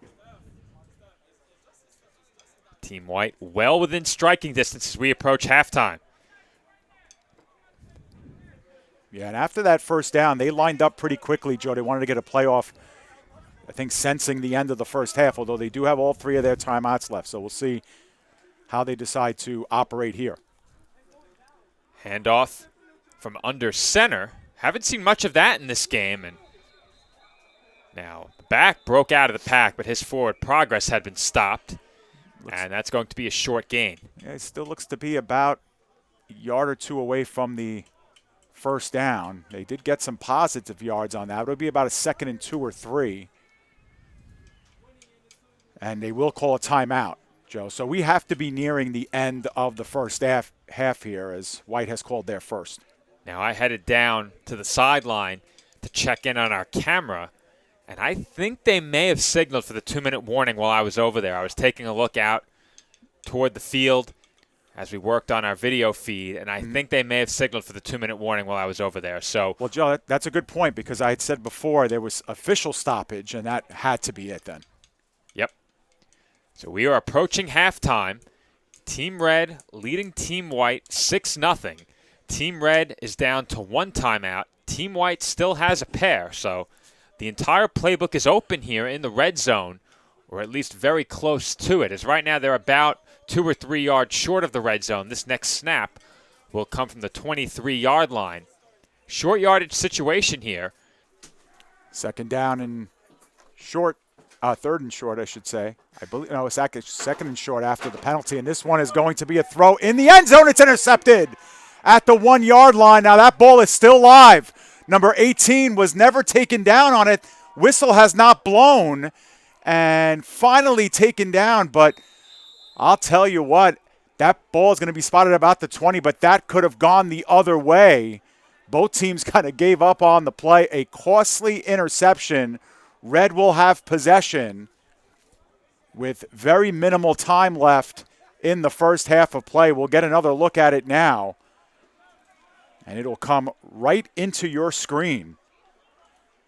Fake handoff with the draw, and there it is. Great job by the camera crew to pick it up, and then wasn't touched, and kind of gave up on the play. Good heads-up tackle there, as that one could have went the other way for 6 points.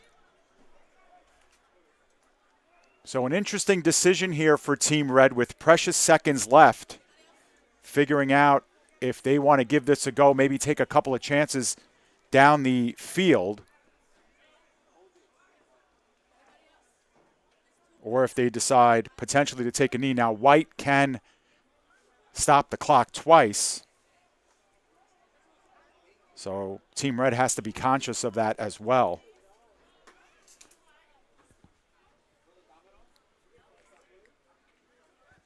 See how they decide to play it here. We do not have an indication of how much time is left in the first half, but we are led to assume it is winding down here.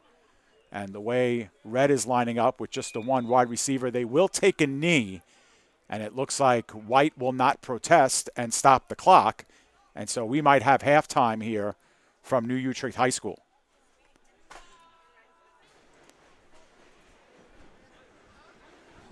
So we are officially at the half. We will break from here. It's Team Red 6, Team White nothing.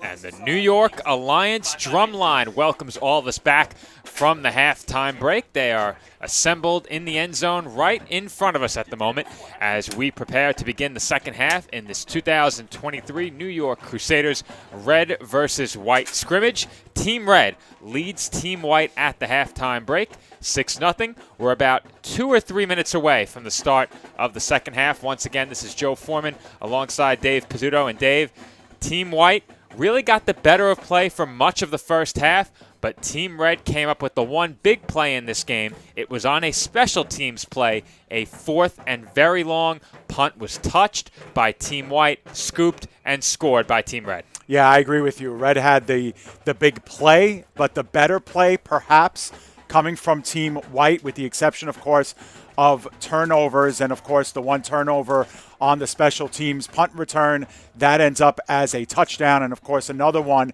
that prevented a score very late in the first half, another one. But Joe, we've talked about coming into this game, obviously it's 6-0. Score means a lot to the players on the field, but really there are things that we need to see in this game. And I think that we've seen some positive things, but we've also seen some negative things. We've seen some of the penalties. We've seen the turnovers that have been really costly. So, looking at the game for what it's supposed to be, which is an intra-squad scrimmage to see what you have, I think the Crusaders have some pieces, but they need to clean up the errors and they need to make less mistakes, and they have to cash in on the mistakes Red did with the one singular play. And, of course, now Team White has to get themselves back in it, kicking off to Team Red to start the second half. And we will see if Team White can open the half with a stop. They sure need it. Team Red has the lead with a chance to go up 2 possessions with a score. So they will be receiving the second half kickoff. 2 men deep in the end zone for Team Red. And this is the first time that they'll be returning a kick. Waiting for our opening whistle here to get us started. Second half of play, and we are indeed underway. It is a short kick. It bounces off a Red player, but picked up there by number 6, turning the corner and scampering out of bounds past the 40-yard line, about the 45, where Red will have it. First drive here of the second half. Second annual New York Crusaders Red versus White intra-squad game. They did this for the first time last year, which was the Crusaders' first year as a member of the IFA. Their season officially kicks off on Saturday, April 1st against their rivals, the New York Patriots. One of 2 meetings with the Patriots that will bookend the season. They start and end with games against the Patriots. First game played here at New Utrecht High School. The second game will be on the road. Crusaders with only 2 home games officially this season of their 6 played in the IFA. Their second home game will be against the Spartans. That's a game we will not carry, unfortunately, on PDF Sports Network.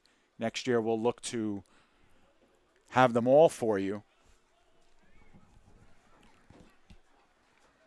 So after that, all of that on, we'll have our first carry, and that one goes up the middle. Nothing doing there, as potentially a loss on the play, a short loss.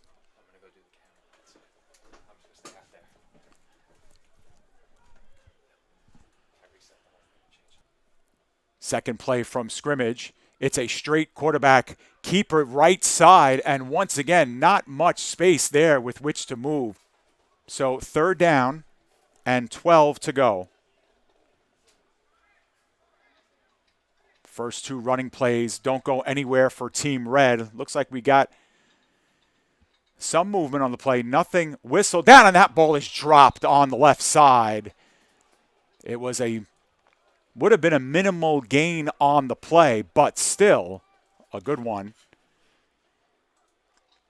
What would have been a positive play anyway. Instead, it's an incomplete. So now on 4th and 12, Red seemingly will go 3 and out here on their first drive to start the second half, playing with a 6-0 lead.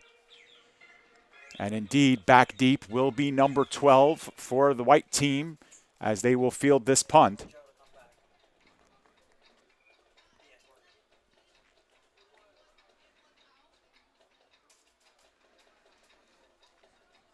Long count here. Snap is clean, and that one is punted, and it goes down the left sideline, giving chase and seeing it potentially go out of bounds, picked up fairly deep. So that turned out to be a pretty good punt, thanks to the roll down the turf. And it looks like White might have their worst starting field position of the game. This ball will be buried all the way down the field. Thank you for joining us here on PDF Sports Network, pdfsportsnet.com, and youtube.com/@pdfsportsnet.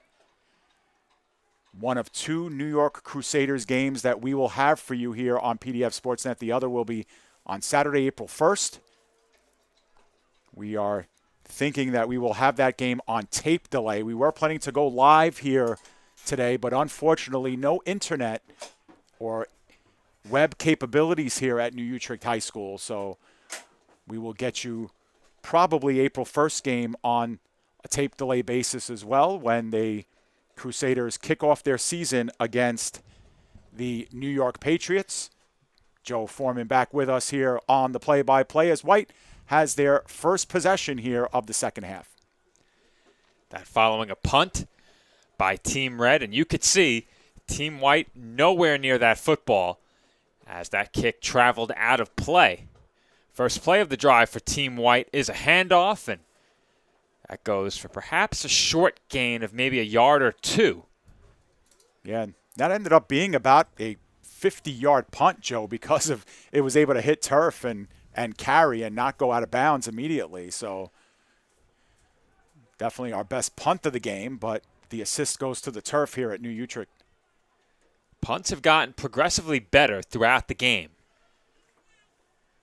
Kickoffs have been fairly consistent from the start as well. Once again, Team White in a single back set. That's something they've gone to the last couple of drives. That handoff goes up the middle, and it's a quarterback keeper, Joe, all the way. A good fake. They got our cameraman. Yeah, it was on the counter, like misdirection. But it goes the other way, and that will seemingly be enough for a first down. The New York Alliance drumline making their way along the sideline toward the opposite end of the field. So Louis Matrone, our camera operator, was forced to navigate that, but we're good now. As they continue to make their way toward the opposite corner. They've done a great job all afternoon and into the evening now as we approach 7 p.m. We got off to a bit of a late start of nearly an hour, more than a bit. Yeah. So I believe we got underway around 5:30 p.m.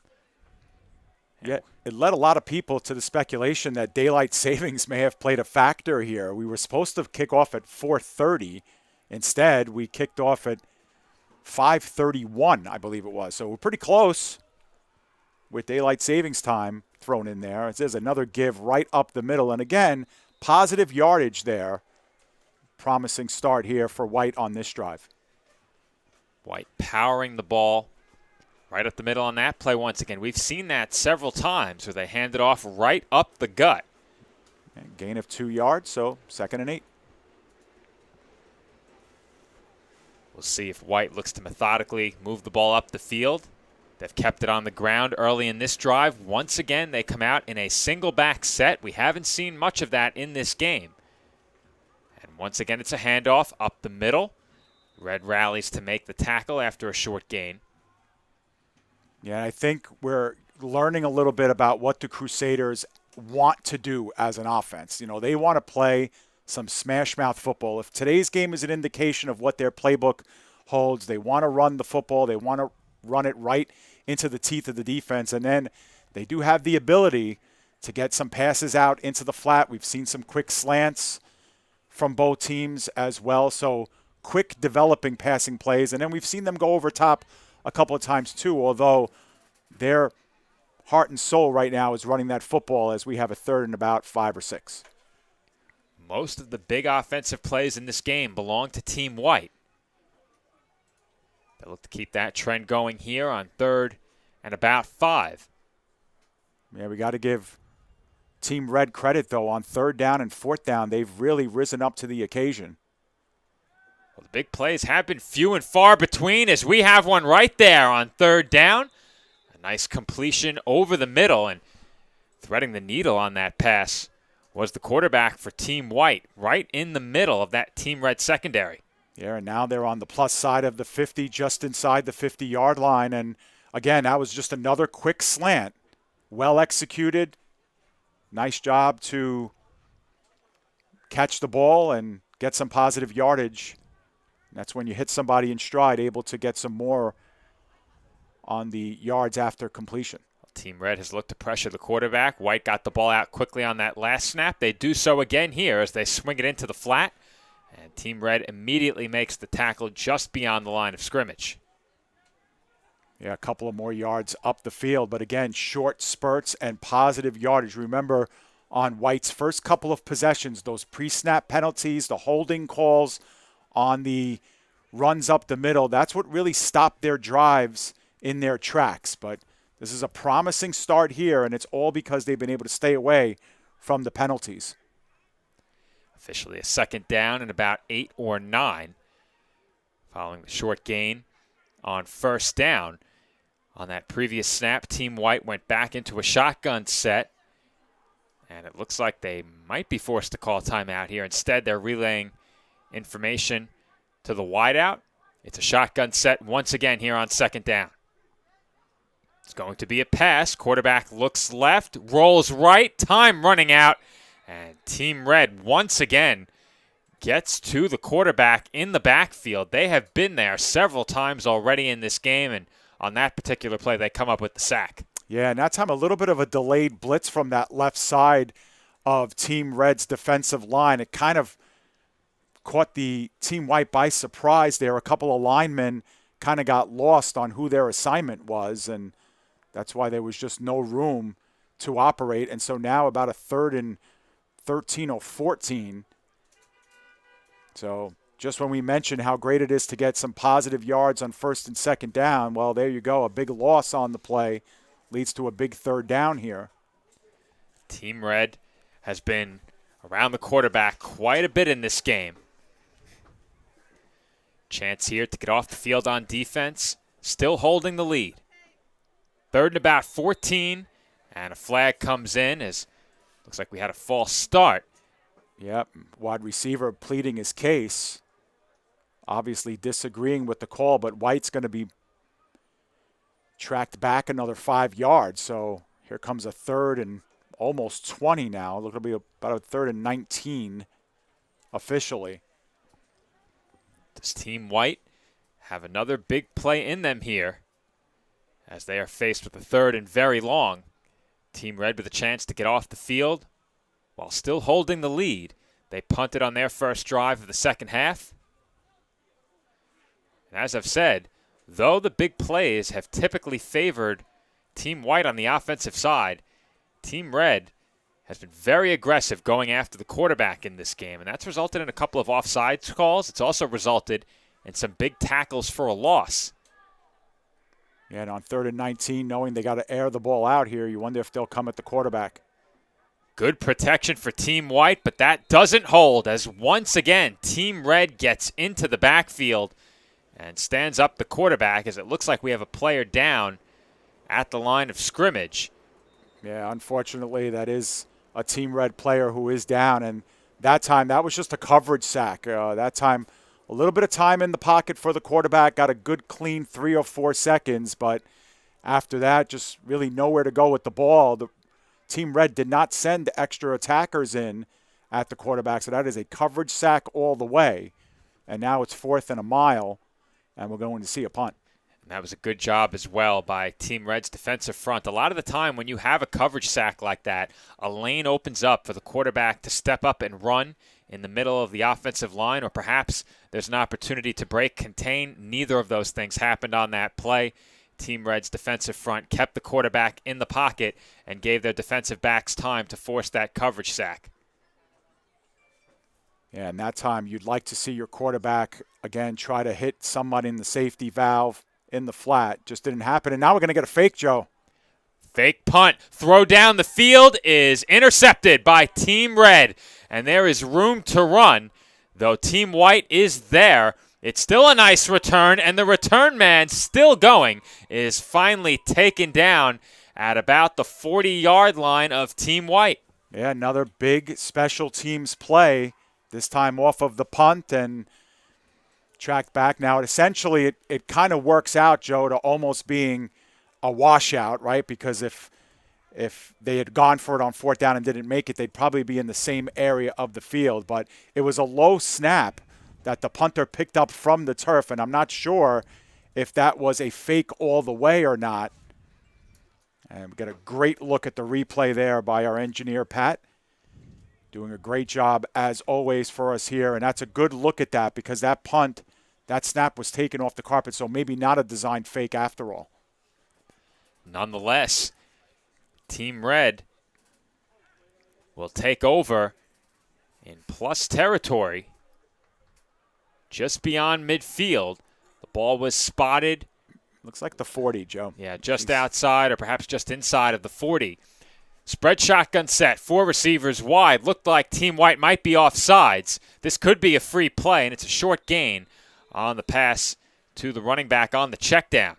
Yeah, check down is right. Simple curl route by the halfback, and quarterback saw him all the way. And that's a good example of what a quarterback should do. With the rush in your face, you want to get it out as quickly as possible to one of your safety guys in the flat or, of course, on the quick curl. And as a result, they get a positive gain, about 1 or 2 on the play. So still a 2nd and long, but at least you go forward. So with the penalty, they will take those yards rather than the short play, and it remains 1st down. Yeah, we've seen Red do a lot more quarterback running out into the flat as well, designed keepers here. So plenty on the table when you're at 2nd and 8 on the plus side of the 50. You got 3 more plays here to pick up a 1st down. Once again, a spread shotgun set. 4 receivers wide. They move the back to the left of the quarterback. This is a throw, and it's a deep throw up the right sideline, but that is well beyond the intended target and out of the back of the end zone. Yeah, a bit of a rush throw, too, that time as number 34 and White came in, kind of unabated to the quarterback and forced the quarterback to just put it in open space, but well ahead of the wideout on the play. So now a 3rd and long coming. And when you have that pressure on the quarterback that forces the quick throw, you often have to get rid of that ball earlier than you want to. That doesn't give the receiver a chance to beat the defensive back on the outside. Should mention this is 2nd and 5. Oh, yeah? Yeah, we had the penalty accepted on 1st down. Yes. So it is 2nd and 5. Okay. Thank you, Joe, for that, as we did have another penalty on Team White. Team Red once again will set up in what appears to be a shotgun set as they continue to move bodies around. Trips to the left. Single back lined up to the left of the quarterback. And once again, it's a throw. Immediate pressure. The quarterback breaks contained toward the left sideline, puts 2 hands on the football, and is tackled. It looks like maybe just short of a 1st down. This is going to be close. Yeah, he might have gotten half of what he needed on that towards the 1st down. So it'll be about a 3rd and 2 or 3, depending on the angle here. But either way, 3rd and minimal. And you mentioned it, Joe, immediate pressure coming from the right side of the defense, and really no choice there. Quarterback really can't look up and survey the field when guys are coming in that hot. No choice but to take that, tuck it down, and try to get some positive yards out of it, and they did. Team Red got things started with an interception on what looked to be a botched snap on a punt. That led to a throw. And perhaps for Team White, that was the best outcome because they got that throw off. It was intercepted, returned well, but things could have been far worse if the muff snap had been scooped. Now Team Red muffs a handoff. The ball is still loose, and we'll see who comes away with it. It looks like Team Red falls on top of it. Now, did they fall on top of it with enough for a first down? I don't think so. I don't think so. Not where the linesman is lining up for it, but it's a good heads-up play as bodies are still down here for both teams. Looks like Red might have caught the worst of it, though. We'll get a great look at it on this replay. Team Red certainly appeared to recover. They did, and we do have a player down as well. And we're going to have a break in the action. Let's see exactly what happened. The handoff was not clean. Yeah, it was never settled, and then the running back tried to double back and continue to play it forward, and he lost it, and just bodies accumulating down there. Looks like we may have a second look at it upcoming here, as right now they're continuing to attend to a player who was down on the field. He's being helped off, member of Team Red, hobbling to the sideline with some assistance. There you see it. The handoff never occurred.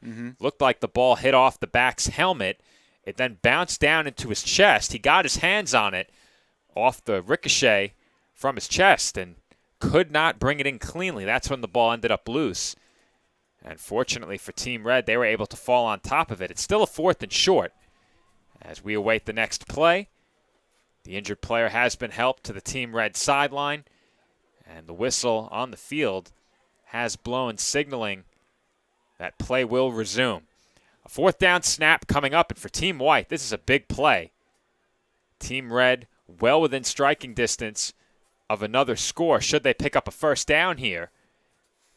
And as time continues to wind in this third quarter, Team White's opportunities would be severely limited, down 2 scores. We've talked about how both teams have done well on 4th down defensively. It's a quarterback keeper right up the middle. Did they get enough? Well, trying to see where the official is. No, first down the other way. Stop short. They didn't get it. It looked like there was a hole there, but credit to Team White. They closed that hole quickly. And you have to think they were ready for that one because off the snap, it looked like there was certainly going to be some running room up the middle.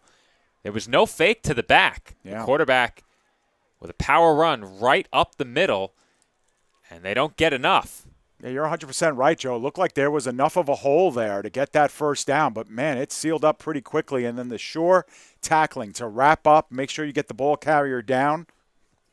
They did exactly that, and Team White suffers the interception on the would-be punt, and they're able to respond defensively. So score another one for the defense. Neither team's offense has scored in this game despite the 6-0 score. And, you know, Joe, I'd like to track back to what we talked about in the pregame. So far, if you're viewing this from a coach's perspective, do you like what you're seeing? Do the positives on defense outweigh some of the mistakes on offense? I think we've seen a lot of good things on defense. Players out there have done a great job rallying to the ball carrier. As right now they've spotted the ball. I think we're in the 4th quarter, Joe. Yeah, they've spotted the ball in front of us. So we have moved on to the 4th quarter. That was a quick third quarter, but a lot of running plays, not many stoppages. And we will enter the final quarter. But as I was saying, Dave, I think you have to like the energy your defenses have played with, rallying to the ball. We've seen some ball hawking as well. A lot of players in the area to make plays with interceptions. And that's important because sometimes a team that can force a lot of turnovers and come away with interceptions can overcome some of the mistakes we've seen in this game, which are pre-snap penalties. That's something that can be cleaned up. We've seen a couple of holding calls in this game. That's typical. I don't think we've seen anything excessive in that department. Though I think on special teams, they certainly have to avoid touching a punt that could end up going the other way for 6. And a lot of the time you do see some fluky bounces on punts. And I think in most cases the best decision is to let those go. But that's something that can be coached, something that can be easily corrected. I think there's a lot to look for in this fourth quarter in terms of determining whether or not the positives outweigh the negatives in this game. And Team White will look to even up the score here. New quarterback. As the throw is sent into the turf. Looked like a short out to the left that falls incomplete. So number 10 in White with his first snaps here at quarterback. And you're right, Joe. You know, the final 15 minutes, there's still plenty to be determined. And this game is still in the balance. So there's still time for someone to make a play or emerge because this game is still up for grabs. And because all these guys play on the same team, there's a lot of bragging rights on the line here. A lot of guys who want to go into tomorrow talking about how they've won this game. So records and stats don't matter for this game, but pride does. Another pass here on second down. Very similar play. And that might go for a first down as the receiver continued to fight for extra yardage. He will come up about a yard short. Yep. Now, I wasn't sure on first down if that was a trick play where the snap went to number 10, potentially lined up in the running back spot, and then they looked to have him throw the ball on that short out to the left. Very similar look there on that last play. The throw went left once again, and that time there was plenty of room following the completion. Yeah, so 2 quick passes to the left-hand side. You wonder if the Crusaders will now look to go opposite side or if they're purposely trying to avoid that right side with the DBs there on the right. Maybe they get the more favorable matchups on the left. But either way, they've got a lot of plays in the playbook here on 3rd and short. It's 3rd and a long one. Team White looking to keep this drive alive. And it's a handoff left. Team Red is there, and I don't think that's going to get the first. We'll see. Well, it's awful close. Forward momentum.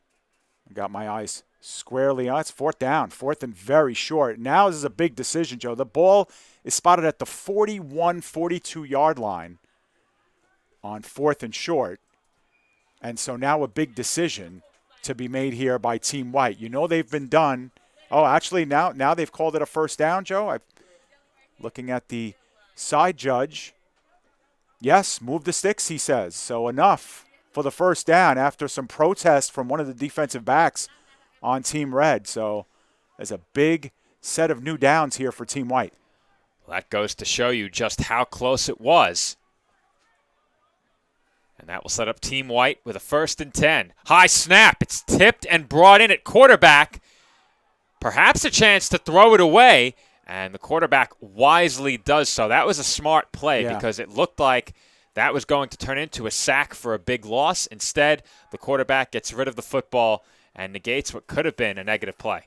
And, Joe, it's really cold down there on the field, too. I mean, we're in the press box, and it's cold here, so, you know, our fingers are kind of numb up here. So, you know, the quarterback's fingers were kind of numb on that, and I've got the benefits of wearing the binoculars, and it looked like he was trying to throw that away the entire time. He just couldn't get control of it in his hand. It kept kind of squirting around in there, and that's what happens when your hands are like bricks.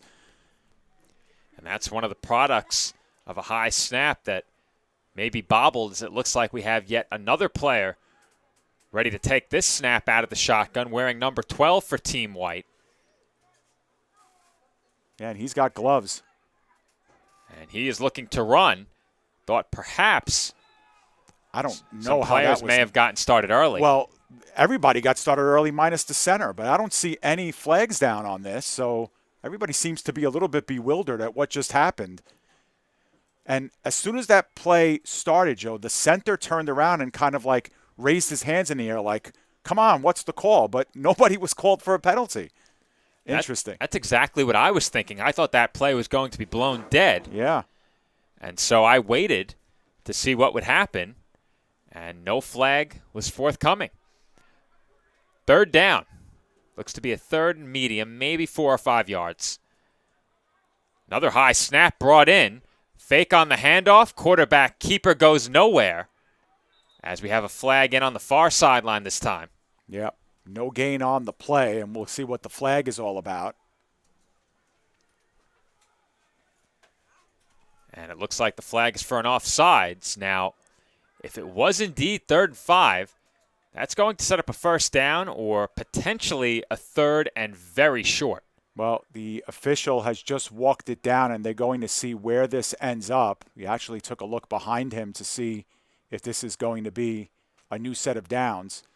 It looks to be just short. Well, it's interesting. Yeah, about 3rd and 1, if that. 3rd and very short. Once again, a shotgun set for Team White. 2 receivers wide left, 1 wide right. I'd be shocked if this isn't a run up the middle. And it's a pass down the field. And there's a hit after the football had already traveled past the intended target. No flag. And I think the reason why you throw there is knowing that you're going to go for it on 4th down. But still, that was a throw through traffic. Once again on that quick slant, this time on the right side of the field, and missed its mark, and the receiver paid a dear price as well. And we've seen a lot of these 3rd and short, 4th and short situations where the defense has come up with the big stop. The late downs have really been won by the defenses in this game.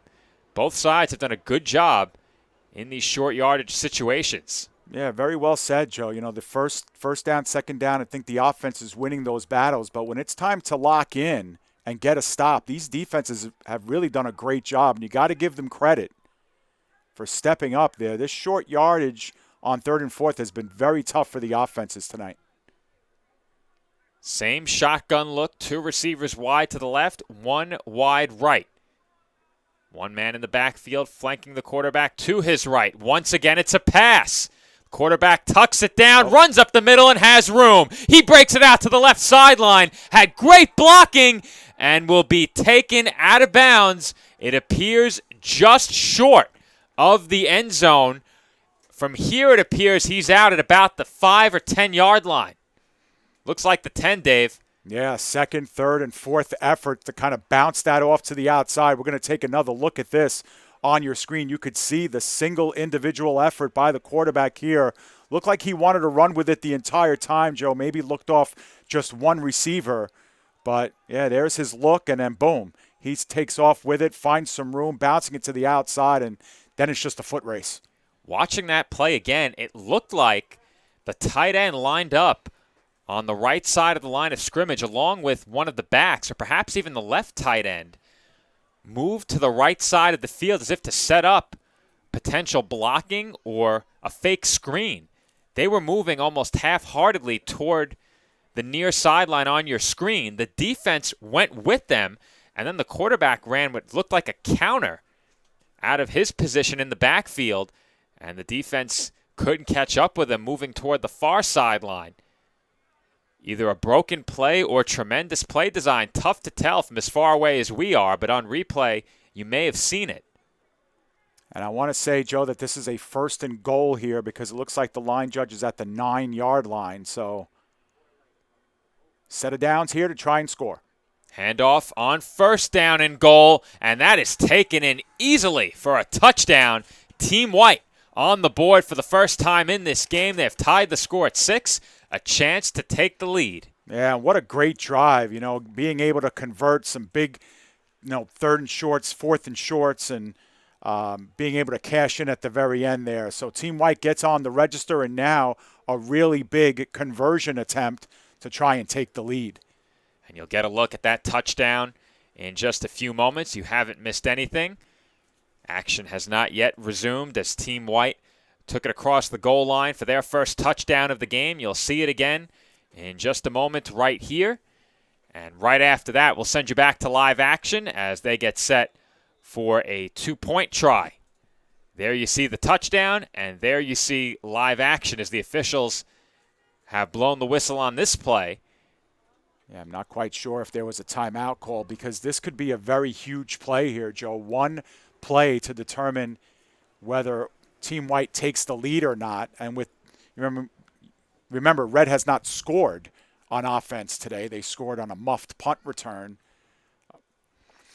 for their lone score of the game. So you understand here by taking the lead 8-6 on this 2-point conversion, it could be the difference in how the game holds up.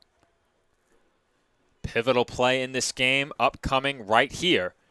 And I'm going to assume this was a timeout called by White. You're right. Yep. It was, because they immediately moved over to their sideline. So it looks like the call came from over there, and the offense quickly made their way toward the near sideline to get the call. As you see the huddle right now on your screen.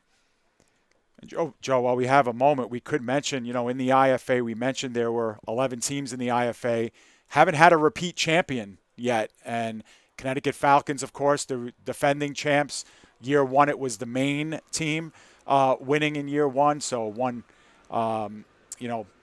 teams from outside of New York have won the first 2 years. So the Crusaders, one of those teams, of course, looking to win that championship, and promises to be a good year in the IFA. And maintaining a balance, for lack of a better term, in the power rankings, very important. In independent leagues and semi-pro leagues, sometimes you often see one team beginning to accumulate a ton of talent, players vying for a championship look to join those teams, and the parity sometimes goes away. It's very important to keep that going in a league, and I think the IFA is in a good position right now in that regard, as Team White looks to put themselves in a position where they're defending a lead. 2-point try coming up here, and it is taken in on the quarterback keeper. Read option yields 2 points for Team White, and they lead at 8-6. Yeah, that was a great job. Once again, misdirection on the handoff. That was the same play that netted the touchdown, except this time, quarterback keeps it himself, gets out to the right side. White set the edge well, and now it's 8-6 in favor of Team White. And now Team Red, without the benefits of having scored a touchdown offensively in this game, conceivably running out of chances and time, down by 2. Now trailing, following that 2-point try, Team Red will get it back, and that really changes the complexion of these closing minutes. If that try had failed and the score had remained tied, Team Red not really needing to drive with a huge sense of urgency in this spot. Now, trailing by a pair, time is running out on them if they don't score. So perhaps they'd be a bit more aggressive on 4th down, going for it if they end up in a 4th down spot. And we've seen them throw the ball a bit less than Team White in this game, so that could change here as well. Though on that last drive, it was on the back of the running game that Team White was able to find the end zone, particularly once they made a change at quarterback following that high snap. They really kicked it into high gear on the ground out of the quarterback position. Huge run to set up a goal-to-go situation. They give it to the halfback. He takes it in for a touchdown. And then once again, back to the quarterback, who for Team White was wearing number 12. He takes it in on the read option for the 2 points. Yeah, and you kind of echoed the thoughts that were in my mind, Joe, about Red's play selection in this half. They haven't had the ball a lot. They haven't run a lot of plays in this second half, but really they've almost been exclusively on the ground. So can they put the ball up with consistency on this drive if they can't get their run game sorted? That's an interesting question that right now Red has not had a response to at this point. There's certainly enough time left in this game to keep the ball on the ground if they choose to. You figure they're getting at least one more possession right here. I think there's time for them to send it away once more and get it back. Though depending on how long Team White holds the ball in that situation, that could change. Kickoff short, and whistles are blowing. Oh, unless they were ahead of the play. Looks like a couple of guys got ahead of it, but that was a live ball, obviously, on the kickoff, and Team Red was late getting to it, but they're going to redo this one 5 yards back. Well, that certainly could have been trouble if Team Red got there first, and they were well on their way, as they will indeed move Team White back 5 yards, and they'll try it again.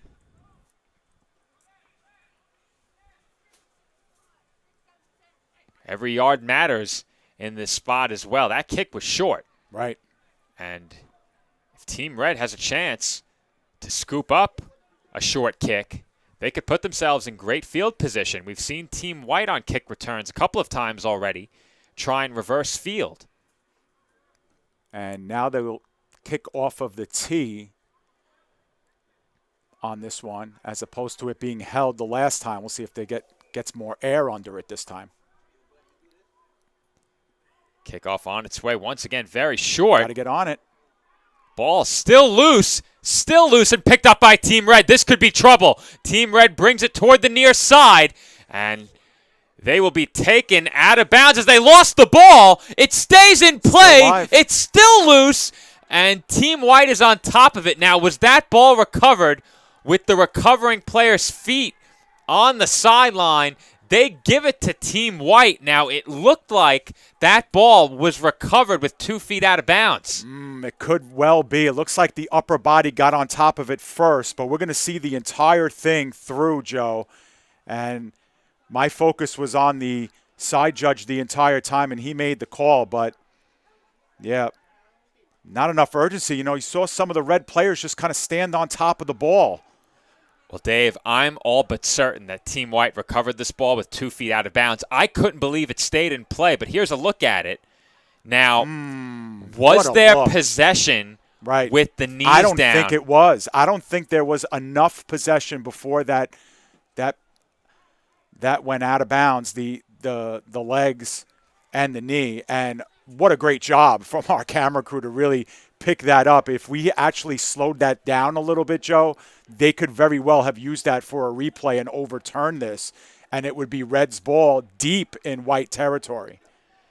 Initially, when that ball was loose, it looked like Team White had the fast track to a recovery. There was one player there for Team Red, and there were no fewer than 4 white jerseys closing in, and all one of those players had to do was take that lone player in red out of the play and recover the ball. However, the ball scooted free, and all of a sudden, Team Red was in position for a big return. As we saw on that look at the replay, it appeared, anyway, that the ball was recovered out of bounds. Team White takes possession nonetheless, and off the sweep, we have a broken tackle, and that ball is taken out across the 30-yard line. It's going to be about 5 yards short of a first down. Give the ball carrier 5 on that play. Yeah, but still, now the clock becomes your big enemy right now in this game. As Team White now has the ability here to just whittle down the clock as much as possible. Now, Red, according to our measure anyway, have all 3 of their timeouts remaining. But, man, what a break that was for Team White. Kind of a bad kickoff. They had a chance to recover it. They give it up. A huge return, and they're able to get the ball back. Unintentionally, that turned into one of the most effective squib kicks you'll see. Yep. As they faked the handoff on the sweep, Team Red was not fooled, and that's a big loss on that play of about 2 or 3 yards. Yeah, that's great to see if you're Team Red and the coaching staff not being fooled on the misdirection. White has gone to that a few times, not necessarily that play, but the misdirection, getting the defensive line to move with some of the motion that's happening in front. That time they stay home, and it'll be a 3rd and 8 here and a big 3rd down. Big spot here in this 4th quarter. Big play here for Team Red on defense, as they could very well get the ball in good field position with a stop. Team White with a chance to perhaps move one step closer to putting this game away with a conversion here on 3rd down and long. We have it at 3rd and 8. The New York Alliance drumline making some noise along the sideline ahead of this big 3rd down snap. Shotgun set. Team White looks to throw. They heave it down the sideline. One-on-one coverage, and the pass falls incomplete. And a lot of contact there, 1v1 down the sideline. But the clock will stop with the incomplete pass, and White will be forced to punt. And the kicking game has been kind of an adventure here in this one. So this could be a very eventful punt. Nothing routine upcoming here. Red should get the ball back in very good field position. You said it, Dave. Punts have been a bit of an adventure at times. I think if you're Team White here, just want to keep this ball from traveling out of bounds close to the line of scrimmage. I think outside of that, you should be okay because you said how cold it is. It is not easy to field a high punt out of the air in cold weather like this. And I don't think we'll see Team Red taking any chances Yeah. In fact, if I'm Team Red here, and they're not doing it, but I would send as much pressure as I can against the punter. Just let the ball go. There's no reason to risk fielding it here. And it's a very high snap. And Team Red didn't rush much. As they touch it, it's loose. And Team Red gets back on top of it. So, Dave, what do I know?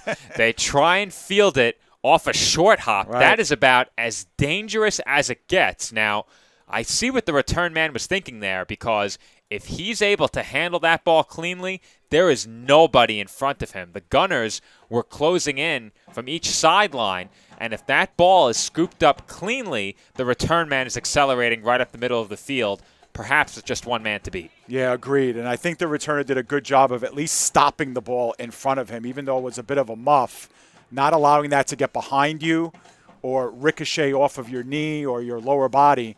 That's a good job of just staying with the ball and covering up. Wise to do that, as they are near midfield here. It looks like it might be exactly at the 50-yard line. So without the benefits of a field goal kicker, Joe, they need to go 50 yards here. And they have, to our knowledge, plenty of time to do it. They certainly should have a lot of time, as we had an incomplete pass on third down to bring Team White's last drive to a close. And I don't think we got a signal for a 2-minute warning, although this is a pretty lengthy delay here. Red finally unfurls their conference at their sideline, and we'll get ready to get this one started. But I didn't see a signal for the 2-minute warning, so I've got to believe we're still outside of that.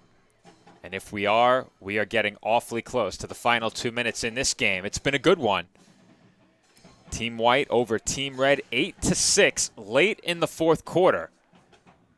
And Team Red is taking over on offense, needing a score to go back in front. They led for much of this game.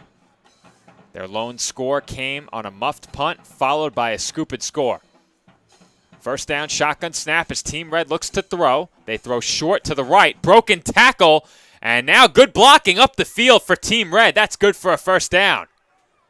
Yeah, great play in the flat, and then what you do is you rely on your wideout to make the first guy miss. He does, and it leads to a pretty big play here as they get it all the way up to about the 37. So pick up a 13 on the play, and that's all because of the missed tackle there in the at the line of scrimmage.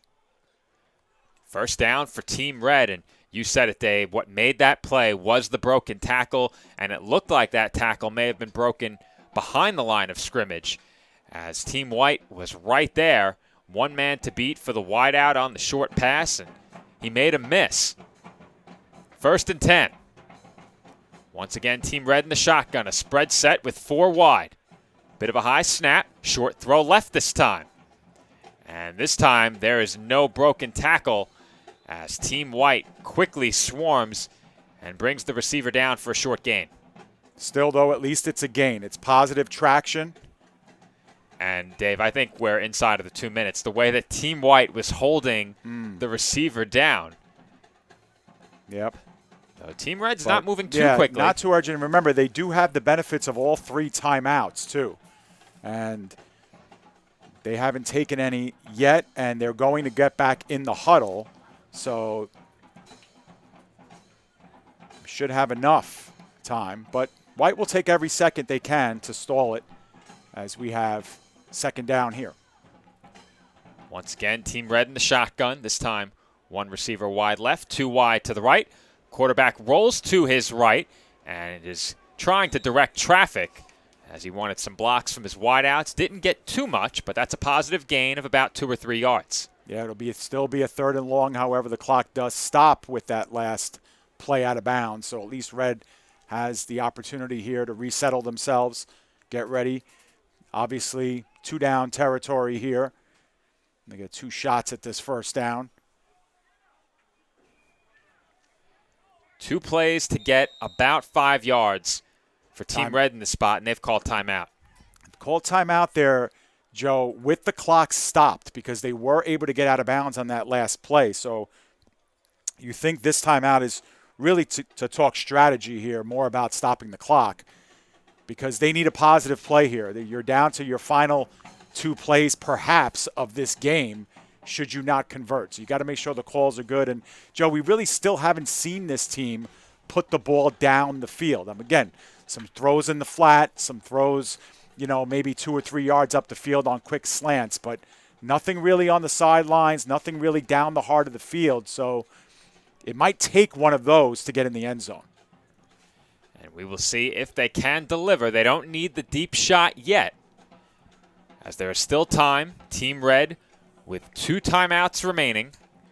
Team White also with 2 timeouts remaining, but they're in the driver's seat, leading by a pair, looking for one last defensive stop to close out a win in this 2023 Crusaders Red versus White scrimmage. Second annual scrimmage between Team Red and Team White, and it has been a good one, as we mentioned before, especially if you're a fan of defense.